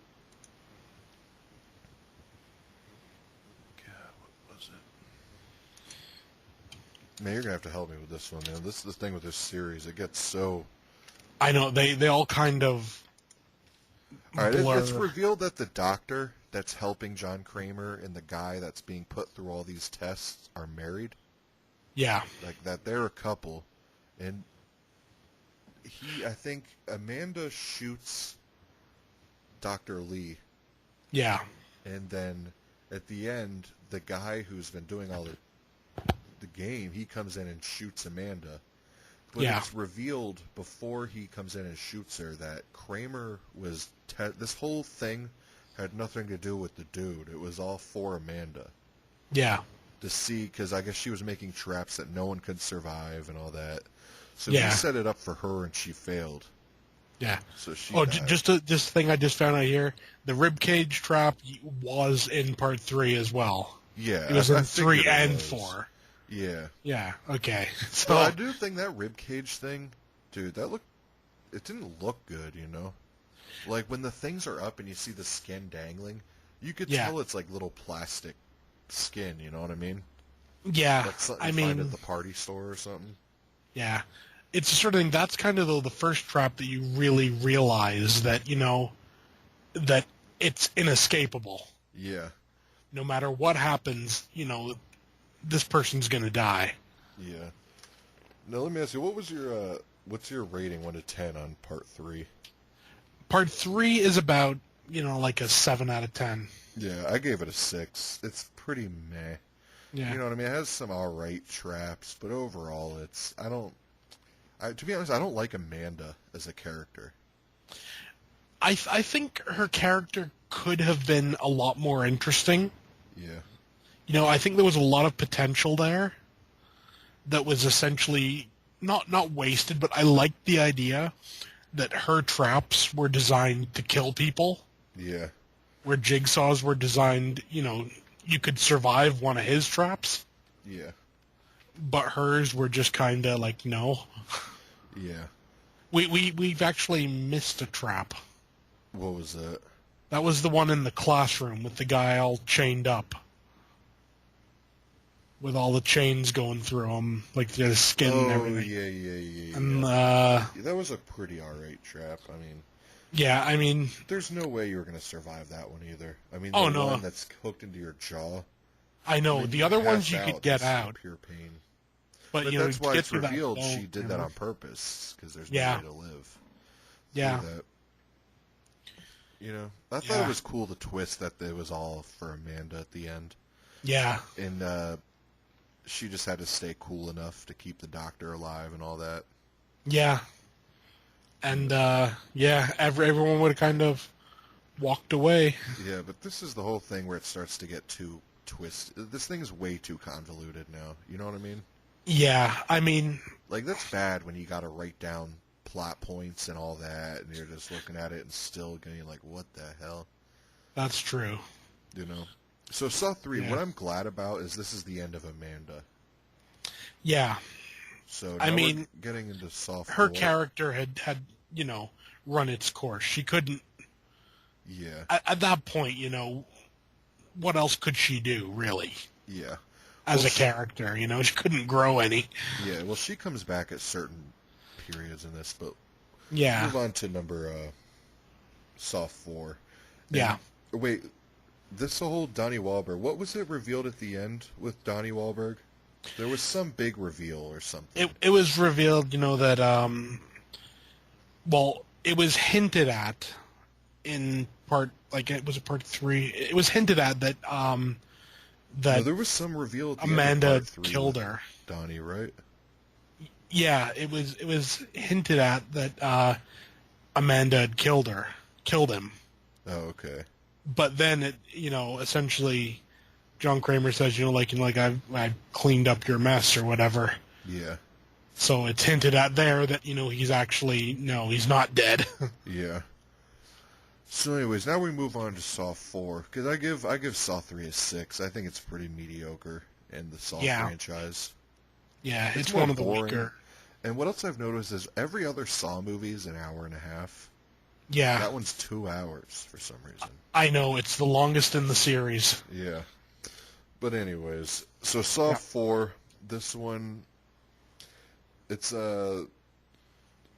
me look at this thing real quick. All right, there's a lawyer. And, oh yeah. This is the intro where the lawyer and another guy are tied up to the same machine. Remember? Yeah, And the one has mouth sewn shut, one has the eyes sewn shut. yeah, So it opens with that trap, and it was a pretty alright trap. yeah, I mean, it was alright. It was whatever. But basically, in Saw 3, you see Kramer putting wax on a little cassette tape, yeah, but that's all you see about it. You know what I mean?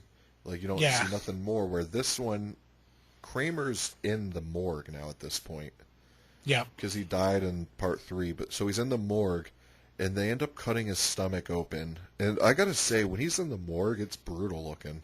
That's like a really They did a really good job with the prosthetics Yeah. and stuff. yeah. But anyway, so they get the tape out, they end up playing it, and it's, I don't remember what the tape said now that I'm thinking about it. Essentially, it's saying like That the game's still on and all that stuff. yeah, like to the detective and everything. That Yeah. like you think you won't be tested or whatever, you will be. Or Right, yeah, this is the one with Donnie's partner, the black dude, who was Yeah. all gung-ho in part 2. yeah, He has to play a game to save Donnie. Because I Yeah. guess he's obsessed with this and all that, and that's why he's brought in. yeah, And then it's revealed Donnie Wahlberg is hanging, and he's balanced on a big block of ice. yeah, And over time it melts, and Hoffman, who you don't really know much about Hoffman at this point.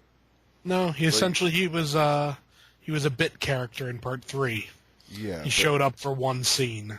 Yeah, and then he's tied up in the chair, and you really don't think much of him. No. You know? And there's basically that whole thing. And this is where you're first introduced to Jill, the Yeah. ex-wife, and then it's revealed she miscarried a son from him and all that. Yeah, And basically it's revealed that all the people in the traps were clients of the lawyer yeah, in the beginning. And then it's revealed the lawyer's the one helping Kramer, but not willingly. You know what I mean? yeah, Like, he's like an accomplice, but he's forced to be an accomplice. yeah, You know? And, what was it here? Yeah, that's basically all the traps, though. The first one, I think, was the prostitute yeah. being scalped. I thought that was a brutal trap. I found that brutal for one reason. Once he'd unlocked her from it, Yeah. and they're fighting, Yeah. that he grabs the scalped head and pulls it the rest of the way off. Yeah, dude. That You was know? brutal looking, man. It was completely brutal. Yeah, and then the next trap was, it's revealed that the teacher was a pedophile or something. I don't know if he was beating on the kids or touching them or what the deal was with that, but he's a pedophile. Yeah. You know, and then the other teachers, like, kept turning a blind eye. Remember, she knew what was going on, but was covering for him. Yeah. And then he walks in, and they're pinned together, basically. That was awesome. Yeah, I like that whole trap. Was pretty cool. And I liked the idea that, she had for her to survive, she had to kill him. Yeah. I love that. And that was a great trap. It really was. Yeah. I think we're missing one though. We're missing the big guy. Yeah, that came in after the hotel. Yeah, the fat guy eye gouge. Yeah. Yeah. That was a real seedy kind of death. Like, it almost felt like the movie Seven. Yeah, definitely. And I mean, what was kind of like interesting about that one is, the fact that the machine that's been designed just like rips limbs off. Yeah. And flings them across the room, which is pretty damn funny. Yeah. Yeah, that whole thing was brutal. You just see slowly the things gouge his eyes out. Yeah, and then they see like an arm go flying and a leg go flying the other way, and yeah. And then, are we missing any other traps or no? We're missing the FBI agents. Who? What was are you talking about the ice block and everything? No, before that. I think it was before that. Because I know Donnie Wahlberg, when everything goes at the ice blocks. Oh, Riggs, that's the dude, Sam Heat. Remember he barges in? And and right when he barges in, the ice blocks above him. Just and they smash his head like a melon. Yeah. And then Hoffman gets up. Yeah, and is just. Yeah, doesn't he shoot Riggs or whatever? And then I don't know if he shoots him, but it's revealed all Riggs had to do was be patient and not pursue anything. Yeah, stay home. Yeah, it was watch basically TV the or whatever. same thing as part 2, kind of. Yeah. Where all he had to do was be patient and wait, and everyone would have walked free, and it would have been good. Yeah. But refresh my memory on the very last thing. I know Hoffman gets up, and he goes in, and isn't it revealed this is taking place during part 3? Everything is taking place during the events of part 3. I remember something happens where it ties into it. Yeah, at the end, one of the FBI guys who showed up goes in finds the room where John Kramer is and where the husband of the doctor is. Yeah. And he shoots the husband of the doctor. Yeah. And then gets locked in the room. Yeah, that was it. Yeah. Yeah. And then Yeah. And then I know exactly now. Yeah. So I forget the Strom or whatever. Yeah. Yeah, I forgot all about Strom. So he's he's kind of forgettable. Yeah, he's locked in that room or whatever. Yeah. And then Hoffman just walks out and he's like, "Yeah, I'm the only survivor." Yeah. Does he do the door slam again? I'm sure he does. There's like a door slam at every... Yeah. But what would you give a rating of Saw 4 out of 10? Saw 4, I give it about a 6. Really? You like 3 better than 4? I liked 3 better than 4. I mean, I just found... I don't know what it is, but I found it to be... I don't know, what's the word I'm looking for? I don't know how to describe why, but I liked, for one, that it tied up some loose ends. Yeah. I liked that it tied up Donnie Wahlberg's character. Yeah. And in such a way that was beautiful. I liked the fact that, it brought in Hoffman.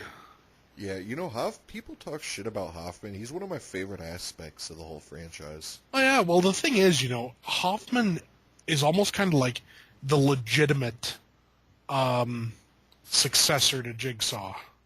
Yeah, and it's weird with Hoffman is after Jigsaw and Amanda dies, Mm, why would he have to continue it? You know what I mean? Because he was only doing it because Jigsaw had yeah, blackmailed him into doing it. I think he's found, you know, I think he's found he kind of likes it. Yeah. That's what I think. Yeah, I You give know, Saw 4 a 7, because I gave Saw yeah, 3 a 6. I give this a slight edge above it. Just yeah, because I enjoyed the whole aspect of, I don't know, just the traps were better. Like, I like yeah, part 3. It's weird. Part 3, I like the dude's motive better.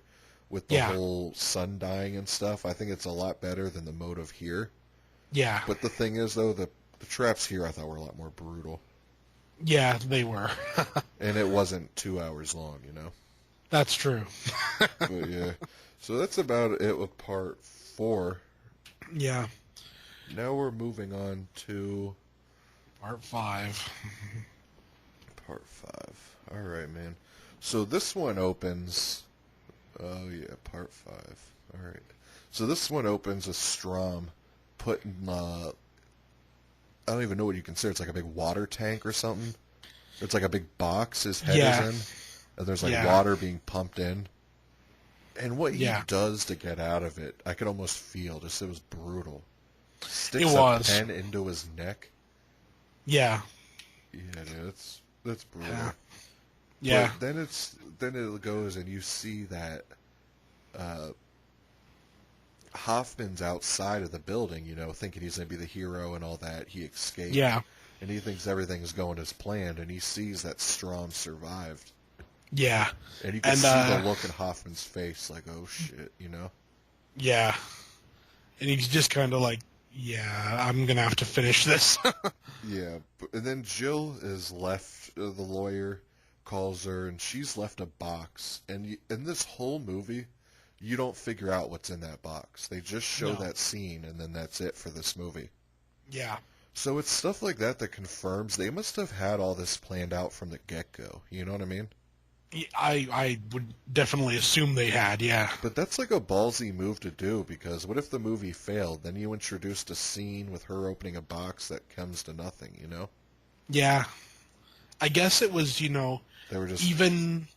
even Saw 4 had a lot of people didn't really like it as much. The Yeah. critical reception wasn't as great, but it still made money. Yeah. So they knew they were going to do part 5, and then they knew they were going to do part 6. Yeah. Yeah, But Hoffman's promoted and considered a hero and all that. yeah. But Strom knows Hoffman's guilty. Well, the thing is, I've always kind of noticed I think he suspects. He doesn't actually know at this point, but Well, he it figures seems, out in the movie, but yeah, it seems to me that it's kind of he's kind of reaching. yeah, It's like he just kind of decides that Hoffman is the accomplice. yeah, It's like there's like nothing really leads to it. He's just like, oh, okay, he's the accomplice. yeah, It's a little. I don't know. I didn't get the logic of jumping to him realizing who Hoffman was. yeah. You know, at No, least not as early as it is in the movie. yeah, I see what you mean. Yeah. This, I don't know if I got these confused. Is this the one with, it opens with the pendulum, too? Yeah. Yeah, okay, cool. Yeah, I got it right. Yeah, so this whole pendulum thing, and you see Hoffman staring through the wall. Yeah. So it's basically revealed that Hoffman is setting up these murders to look like Jigsaw did it because of justice wasn't served Yeah. to his family Ogo, and then Kramer's pissed. He knows Yeah. all this. It basically, let me see, it says... Yeah, then the whole movie, Strom's investigating Hoffman, Yeah. basically, and that's what's cheesy, is like walking around, and Strom's narrating his actions, pretty much. He's Yeah. like, I got you now, and all this stuff. Like, something nobody would say out loud, Yeah. And then, And then it's revealed Hoffman's been helping since Saw 1. Yeah. Because Jigsaw, remember he has him tied up to the gun and all that. Yeah. He basically says, I'll rat you out if you don't help me or whatever. And then Yeah. it shows him helping set up stuff for all the part 1. Yeah. And then it's even revealed that Hoffman and Amanda hate each other pretty much. Yeah. You know. And then, oh yeah, the people being put through the trap, I guess. Yeah. Is, this was like the fire code people or whatever. This Yeah. was all the people that they had in common where it was burning down a building and blah, blah, whatever, you know. Yeah. This... Honestly, of all of the traps in this one, I think are quite brutal. Are you serious? I think so. There's only one trap I thought was brutal. Due to the fact that, like, every one of them also has nail bombs in the room. So it takes away that option of just not doing anything. Yeah. You know? I found that kind of twisted. Yeah. See, what's weird, dude, is I wrote down on my notes, I usually write down the traps. I just wrote down lame traps. That's funny. Yeah. You really liked it, man. The first one, it was like the guillotine thing. Yeah. Where it was they were all tied up, and in a certain amount of time, they... Yeah. Whatever. Pulls them back, takes them there. Wasn't it revealed, though, that if just one... Wasn't one key opened them all or something? One key would have opened them all. So in theory, if one person had gone forward, got a key, it would have unlocked their collar and everyone else's. Yeah. You know, well, let's just say it. The whole point of this trap is they should be working together. Yeah. And, you know, I find that just kind of lame. Yeah.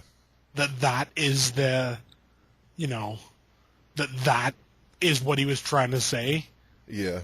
Like what, the power of friendship overcomes everything or something? Yeah, that was stupid. Yeah. And then the second trap I thought was not dumb, but just lame. That the whole one where they have to hide in the little tunnel thing while the thing explodes. There was just nothing clever about that. It was just kind of lame. Yeah. And, I mean, the fact of the matter is, you know, like, you can tell just by looking at the way it's designed. More than one person could fit in one trap. Yeah. Like in one hiding thing. Everyone could have been in one tunnel. Yeah, and I mean it takes them till the end of the movie to figure that out. Yeah. And then what's the next trap? The bathtub with the electricity? That was dumb too. It like was. The black chick, she does something, and then remember the chick from Dexter ends up knocking her out, and that was just a dumb trap. I really didn't like that, but I do got to say the next trap, with that machine where they got to stick their arms in the saw. Yeah, that was brutal, dude. That is just Like, I don't even know if I could do that, man. Hell no. I mean, and the fact that, you know, it's that one scene, like after they've won, you know, and the guy lifts up his arm, and his arm just kind of falls apart. Yeah. It's that scene that's like, oh, damn. And then it's revealed if they all would have worked together, they only would have had to, like, maybe cut off a fingertip or something. Yeah, you know, it would have been pretty like every one of these traps, if they just worked together, they would have very little pain and anything, you know. It was a weak choice. Yeah. I think, you know. No, yeah. So that was basically the traps. Like I said, I wrote down lame traps. But at this, I really do like the ending of this, where Strom, he thinks he's got it all figured out. He goes in to chase Hoffman. Oh, but Hoffman has it one up on him. He's in the little coffin thing or whatever. Remember, he's going up, down, and he's just, like, staring at Strom. I love that. And then on the tape, it's basically setting up that they're making it look like Strom was the Jigsaw killer. Yeah. They're like, put all those clues, you know, Jill even goes, and Strom, whatever. Yeah, he's like been following me around and stuff. So everyone thinks it's him, and you just see the smirk on Hoffman's face. And that was great. I love that you see Strom trying to walk up the thing because the walls are closing in. It just Oh squishes yeah. them. And you see the blood dripping down on the Kaufman where Hoffman's at. Yeah. I What I love loved that. about that, though, is the fact that the tape that Hoffman made literally said, if you get in this box, you'll be safe. Yeah. But he wouldn't listen. Yep. He thought he knew better and everything. And, ended up screwing him over big time. Yeah. Now, Yeah. the whole thing, before we go into part 6, because this was a big thing in part 5, was Strom had that black partner. Yeah.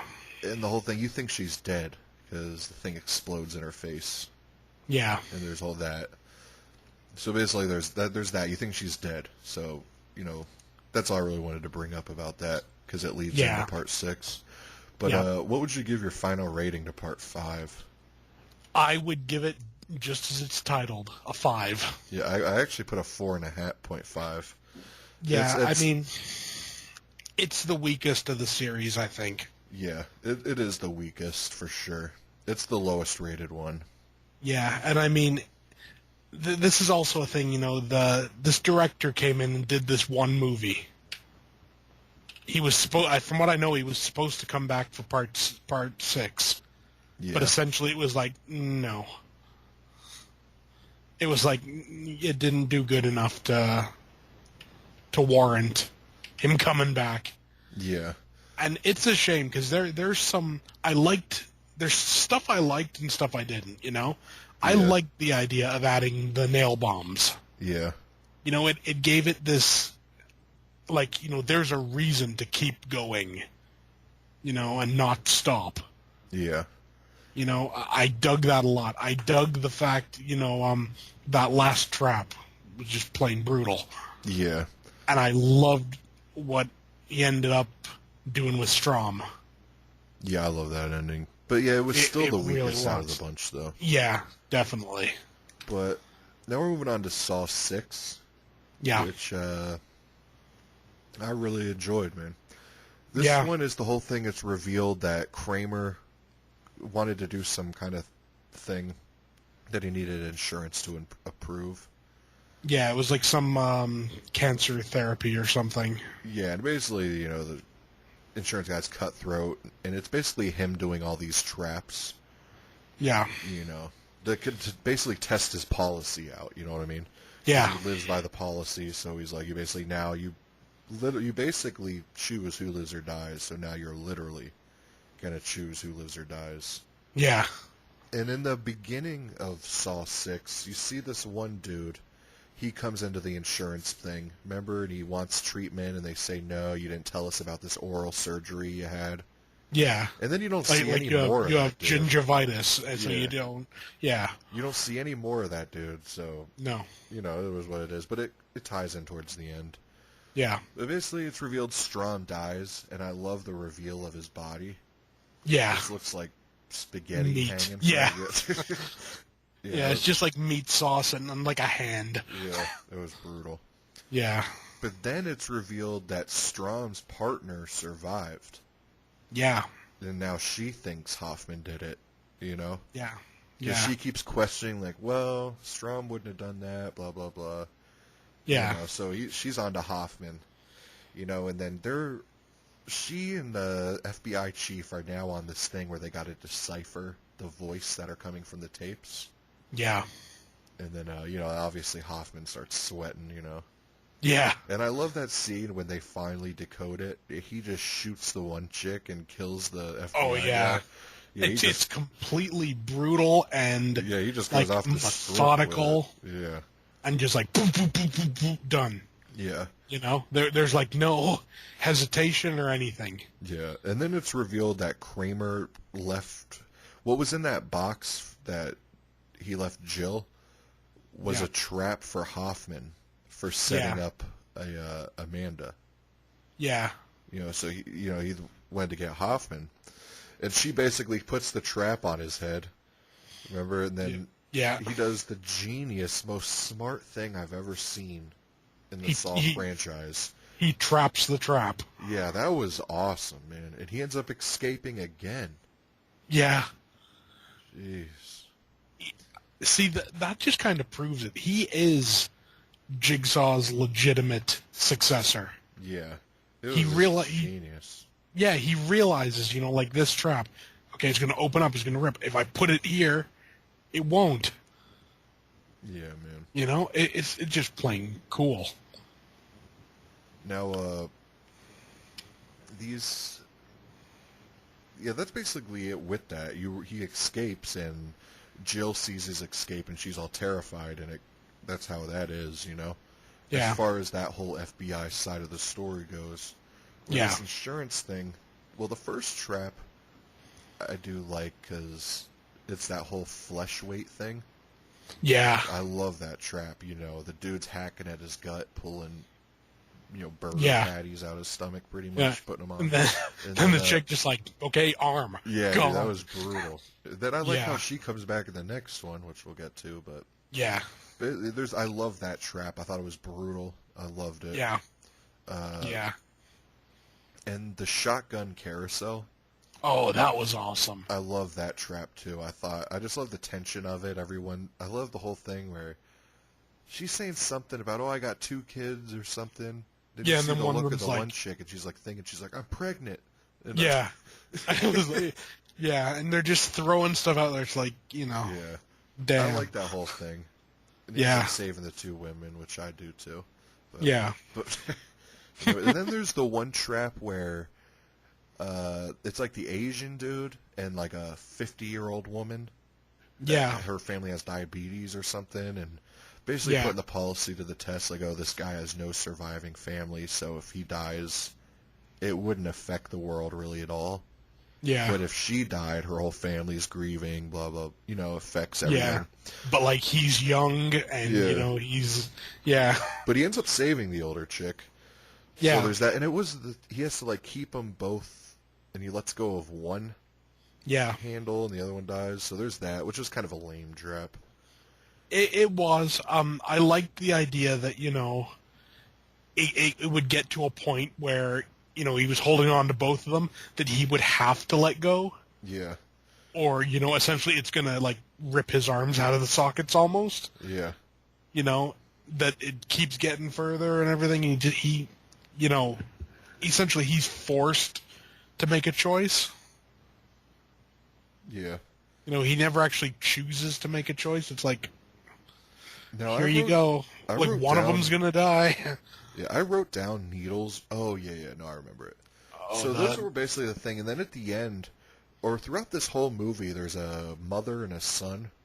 Yeah. And they're in this cage, and they're tripping. They're like, what are we here for? And throughout the whole movie, you have no idea who these people are. Well, I always assumed they were his family. Who? Which one? The guy that was running through the trap. Oh, the insurance guy? Yeah, because he always kept saying, like, your family is in danger or whatever. So I always just assumed that they were his family. Too, actually, that it was his wife and everything. Yeah. And then when there's the woman, the insurance chick, she's on the other side. Yeah, the reporter. Yeah, the reporter, and he comes in and he's like, talking to the reporter, like, oh my God, they're all happy to see each other. Then the mother of the other one starts yelling at the dude, and you realize this is the family of the dude who died, who was asking him to prove his whatever, the oral surgery dude from the beginning, and you're just like, damn. Yeah. And then I love it. They basically give the mother the choice. You could spare his life or whatever, or you could be like how he was with your husband and dismiss him and kill him. And the mom's like, I can't kill him. And and then the kid's the just son's like, I can. can't. Yeah, that was awesome. Yeah, it was like there wasn't a second's hesitation. It was like, I can. Click. And then the needles done. shoot down and pump him full of acid. He literally melts like it's like. Yeah, I think it's possibly one of the most brutal death scenes in the entire series. Yeah. Now, what would you give your final rating for Saw 6? Saw 6, for me, it gets like an 8 out of 10. Yeah, I put a 7.5. I think this is the third best in the whole entire franchise. Yeah. I think after Part 5, this was a huge step up. I think what I liked a lot about it is there wasn't a whole lot of twisty-turny things.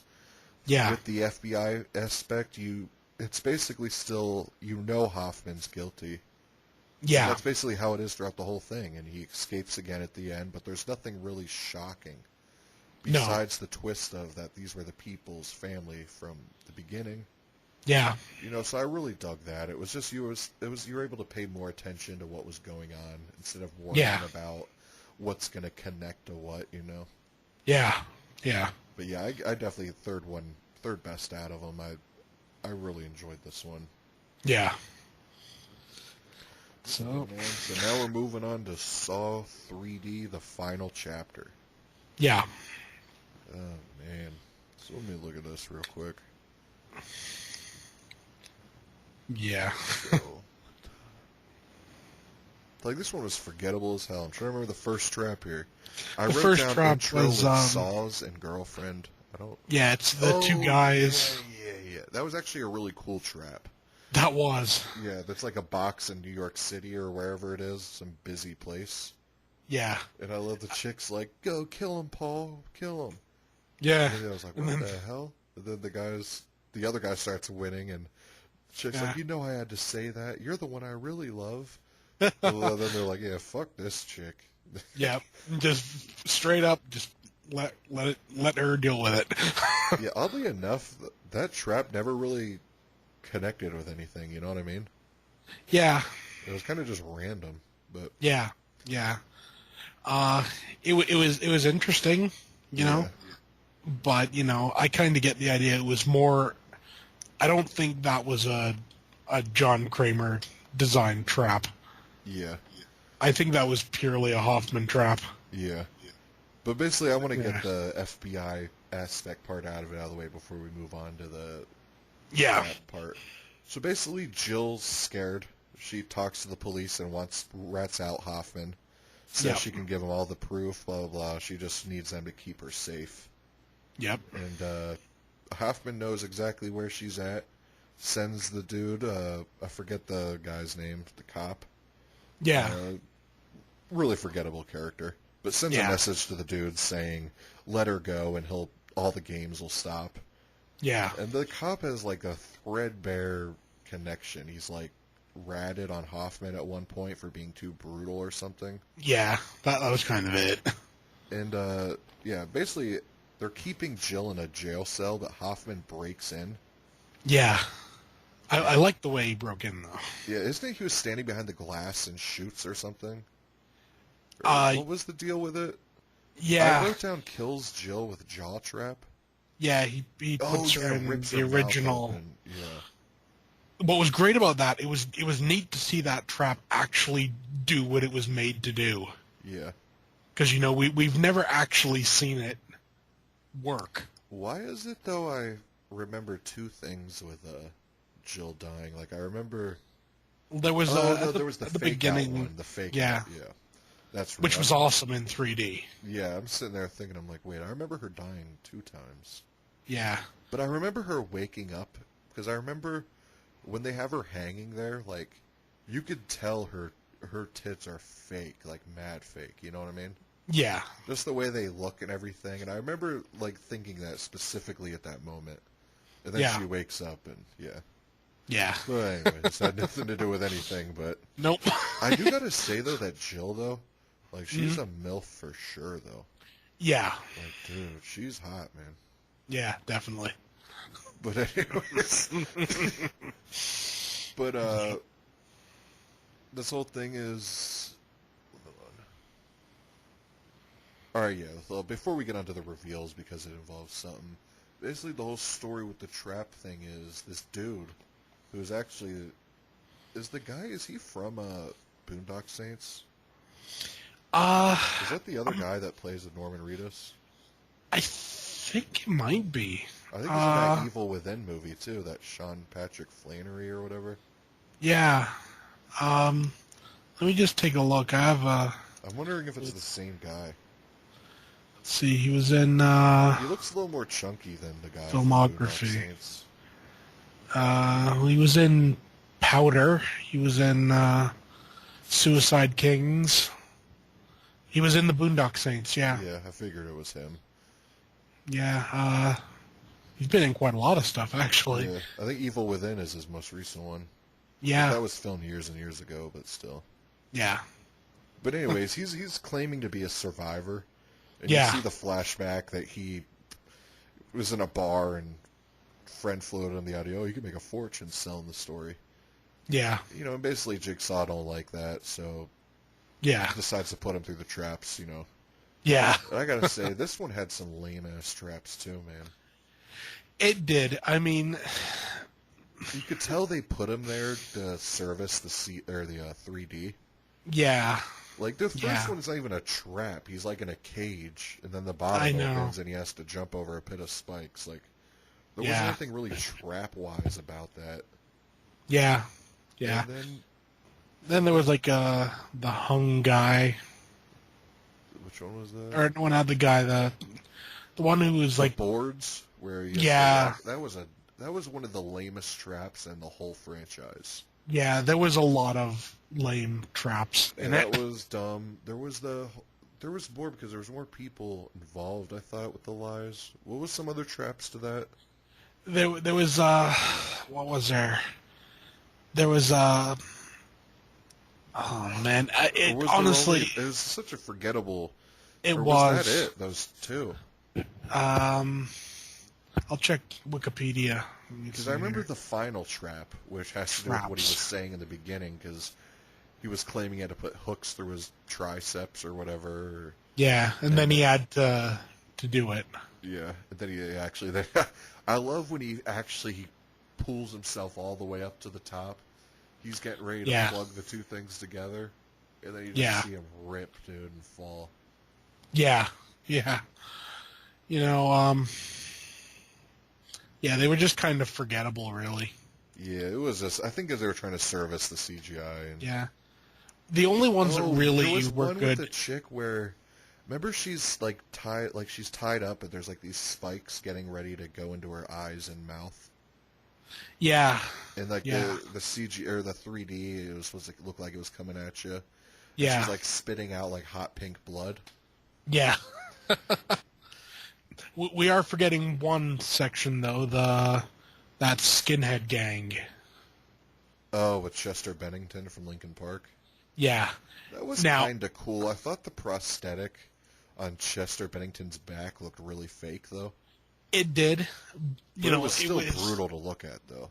Oh yeah, I loved the fact that The girlfriend's head under the car tire. yeah, like everything is like one would affect the other, which would affect the other sort of thing. You know, it was like a 3-step trap almost. You know, Yeah.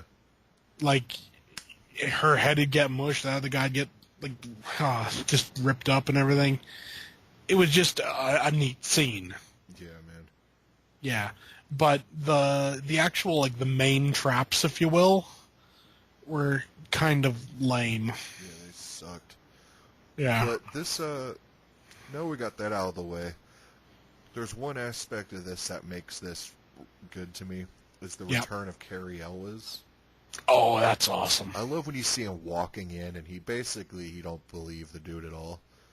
Yeah. And you're sitting there wondering why he wouldn't believe him and all that. And then Yeah. it's revealed Cary Elwes was involved in all this from part 2 on. Yeah. Like John Kramer ends up helping him out or whatever, and then he gives him a little boot or whatever, and then ends up, Cary Elwes or whatever ends up helping him do all these traps and stuff. Yeah. And I don't remember how Hoffman gets to the set of Saw 1, but basically Cary Elwes leaves Hoffman in that bathroom set to rot, Yeah. basically, and then Cary Elwes slams the door. Yeah. Essentially, we have kind of missed one part. We can get into just quick. Where the SWAT team goes to where they think Hoffman's lair is, Yeah. and it turns out he's got like automatic machine guns Yeah. hooked up, which come up and literally take out the entire SWAT team and like everyone that's after him and everything. Yeah, that was kind of lame, man. It was, but I kind of liked the, you know, Yeah.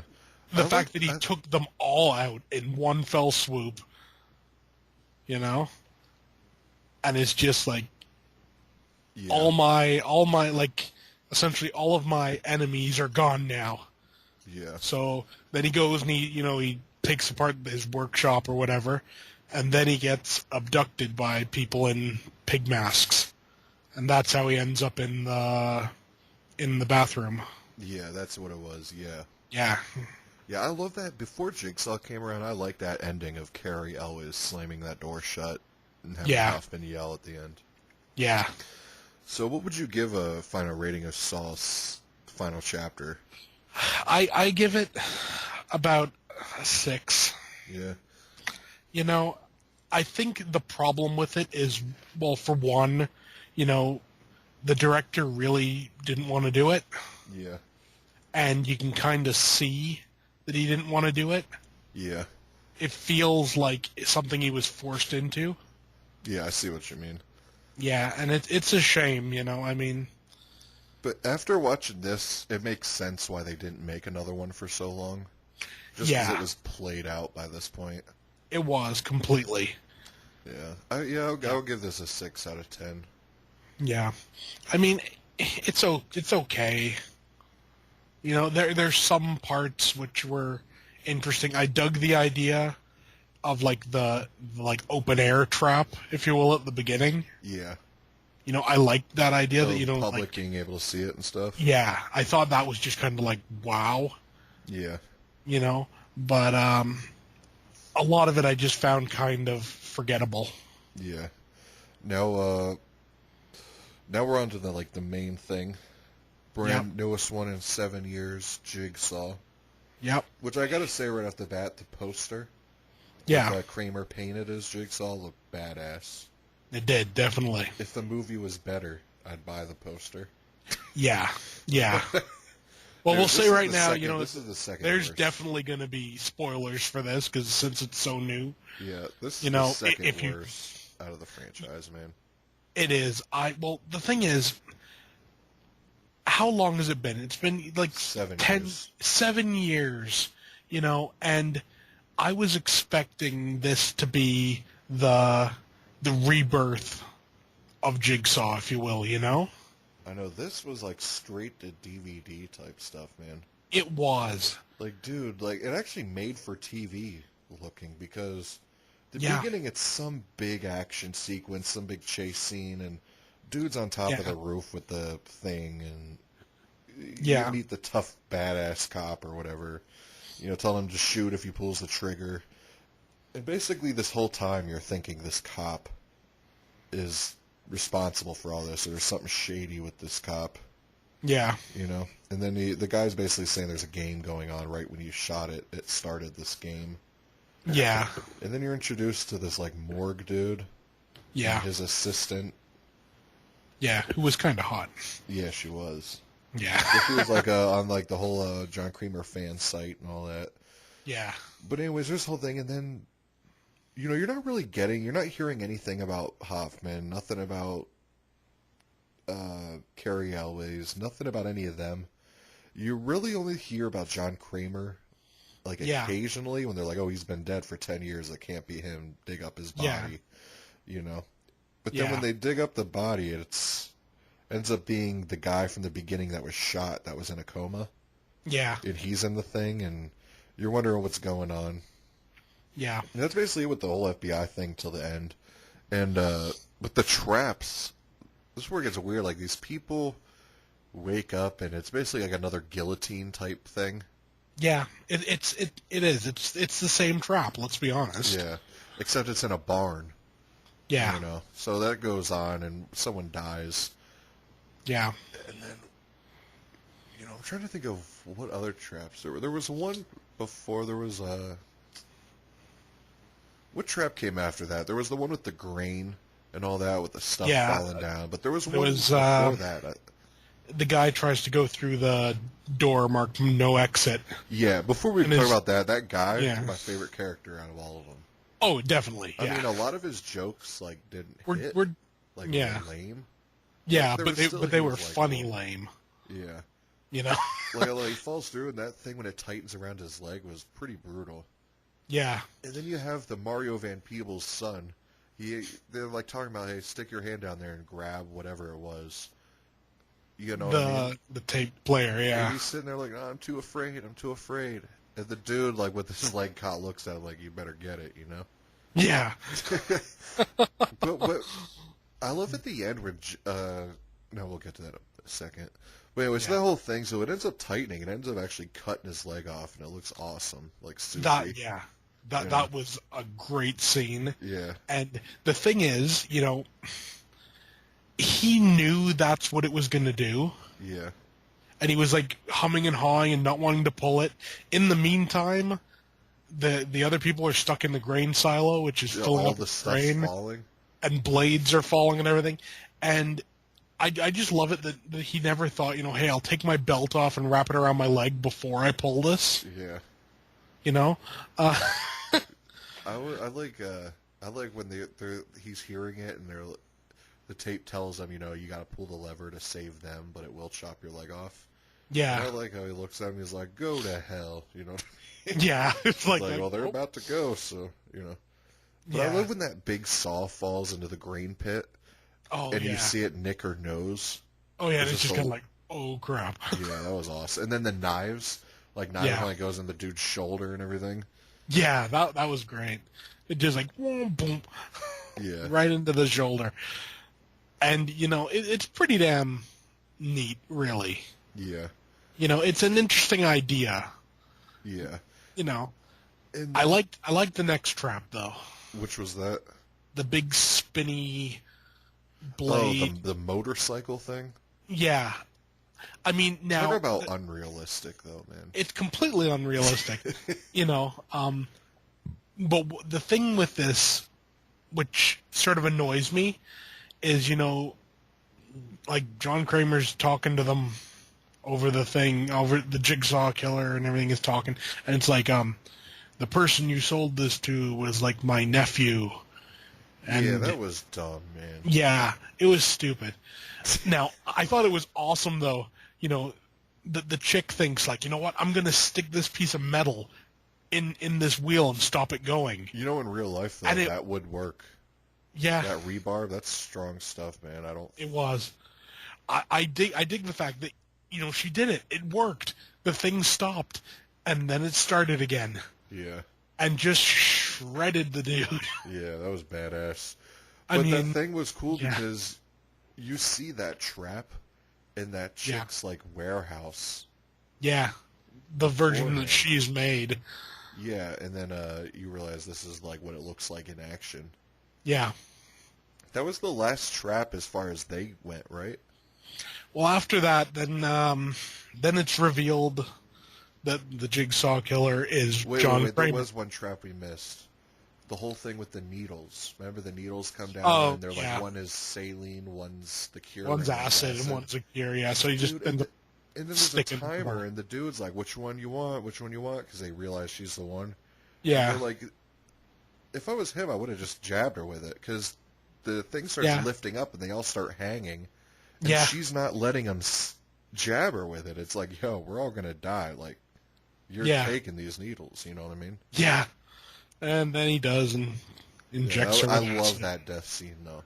That is a that you see is that up red, there with that eye turn red and everything. Yeah, and then you see the skin kind of like bubbling like underneath. Yeah, that was. And then, yeah.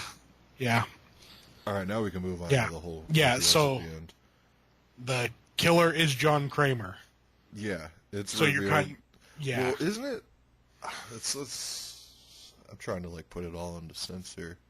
Yeah. Basically, John Kramer what was the deal? What was the whole thing with it? The gist of it was... Isn't this all going on before Saw 1? Essentially, this is like Saw 4. This is all taking place 10 years before. Yeah. And, John Kramer is actually there. This takes place before the events of Saw 1 and everything. These people were never found. Yeah, these were like the prototype everything. Yeah, That's why it was essentially. like buckets on the head and everything. I know. But then Honestly, it's revealed, I saw that and I just started laughing though. and then it's revealed that the morgue dude Yeah, was a survivor from that. Wasn't yeah. that the deal? He was He was the one part of all originally. that crew. Yeah, he was the one that supposedly got killed at first, Yeah, there's that. but And it then it's turns out revealed, he didn't. yeah, and then he's been helping John Kramer this whole time. Yeah, with It's him like, though, it's a little bit different because he was a hospital attendant yeah. and he screwed Oh, up. switch the sticker. Yeah, I put the wrong stickers on, so maybe John Kramer's cancer would have been noticed beforehand, Yeah. but he'd screwed up and See, I heard a lot of people talking shit about that connection. I thought it was kind of cool. I mean, yeah, I dug it was as kind of cool. yeah. But no matter what reason you give, the fact that all these accomplices, it just gets ridiculous. You know what I mean? Yeah, I mean it's way. You have way Hoffman, you too- have Amanda, you have Carrie Elways, now you have this dude. Yeah, It's like, jeez, man. yeah, and it's the sort of thing. We just got to get to this part. While this has been going on, we've been seeing the cop essentially The tough as deciding, nails cop or whatever. yeah, essentially deciding that the girl is the new responsible. Jigsaw. Yeah, and she ends up following him or whatever. Yeah, And then and him and her wake up. Are you talking about that trap with the laser cutters? yeah, at the end they end up in that, and honestly, that pissed me off. Yeah. By that time, I was just ready for the movie to be over. I was clock watching at that point. Like, come on, like this thing needs to end, man. This thing sucks. Yeah, Basically, I mean, the the lasers thing is, looked fake. yeah, I mean there was some potential there, but I would have preferred it had it been blades. Yeah. You know what's cool though too is when the main guy who was helping him, Yeah, when those lasers are going, remember when they finally like go down and you think the dude's dead? I yeah, remember sitting there thinking like, why wasn't there any gore or anything? You know what I mean? yeah. There's just this little bit of blood that dribbles out and stuff. Yeah, and you're then kind of like, the other dude, he thinks he's lived. He's like, oh hell yeah, and he reveals they have to confess. That's what it was, right? yeah. He has to confess that. People died Yeah, because 'cause of of him him. and everything, and Yeah, then all of a sudden the other dude gets up and he's like, oh, I got you. You know what I mean? yeah, And then the lasers on him start, and I love the aftermath of that though. I mean, it's that was really great. it's CGI heavy, But it still it works. looked badass. It looked like Stranger Things, where their head Yeah, like opens up like a flower like that. yeah. I thought that was really great, and I dug the fact that since it was lasers, there was no blood. Yeah, His head just sort of falls apart, yeah, and then a bit squirts out from the bottom. It was like, damn. yeah, man.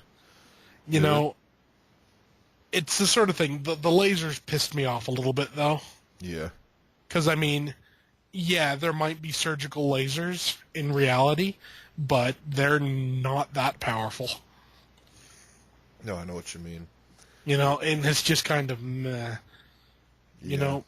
Essentially what this movie has done, it's taken elements from Saw 4, Saw 3, and CSI. Yeah. This movie's really embarrassing though, man. It is. What's the news? Tobin Bell was better off not doing this. Yeah. I mean, it's the sort of thing I would have preferred to have seen a prequel. Definitely, yeah. But that's essentially what this kind of was. Yeah, but I mean like a proper prequel. Yeah. Like, leave off the guy, just make Tobin Bell the main guy. Yeah, well, And just do that, yeah. The thing was, when it starts getting to the laser thing, and this is the fifth accomplice, it just gets too unbelievable to where you're like, fuck this. Yeah. And then one thing that got on my nerves, and I couldn't stand it. Like, right when I heard it and the movie ends, I was like, oh my god. The main line at the end of every single one is game over. Yeah. And then this dude, he says something like, Like I just something about the dead. I don't remember He's what. like, I speak for the dead. I speak for the dead. Then shuts the door. It's like, what the hell was that? Yeah. Like just say game over and shut the door. Like I speak. That was a lame line, man. I know that was literally lifted right out of CSI. Yeah, that was a lame line. But Yeah. Because that's they used it. to say that we speak for the dead, and it's like, oh. Yeah. So Yeah, basically, after 7 years of waiting, that's what we got. Yeah, the thing is, it's making money. Is it? Yeah, it cost $10 million to make, and it's currently at $25.8 million. Is that what it for sure made, or was that projected? That's what it's for sure made now. It's the number one movie in the theaters right now. Jigsaw? Yeah. Well, it came out against some army movie. Yeah, it didn't. Else. It didn't come out against anything really special, Well, this Friday, Thor is going to knock that down. Oh, definitely. But... Thor's going to blow it out of the water. The thing is, I was hoping that this, like I said, that this would be the rebirth of Jigsaw. This is the death. This is the death rattle. Yeah, this is the final nail in the coffin sort of thing. Yeah, there's for sure not going to be another one. I'm willing to guarantee it. Or the only way they could do another Saw movie, honestly, would be to reboot the series. Yeah, but if they do that, who's going to care at that point? No, exactly. It doesn't need rebooting. They should just end it at 7. Yeah. It was a good enough ending.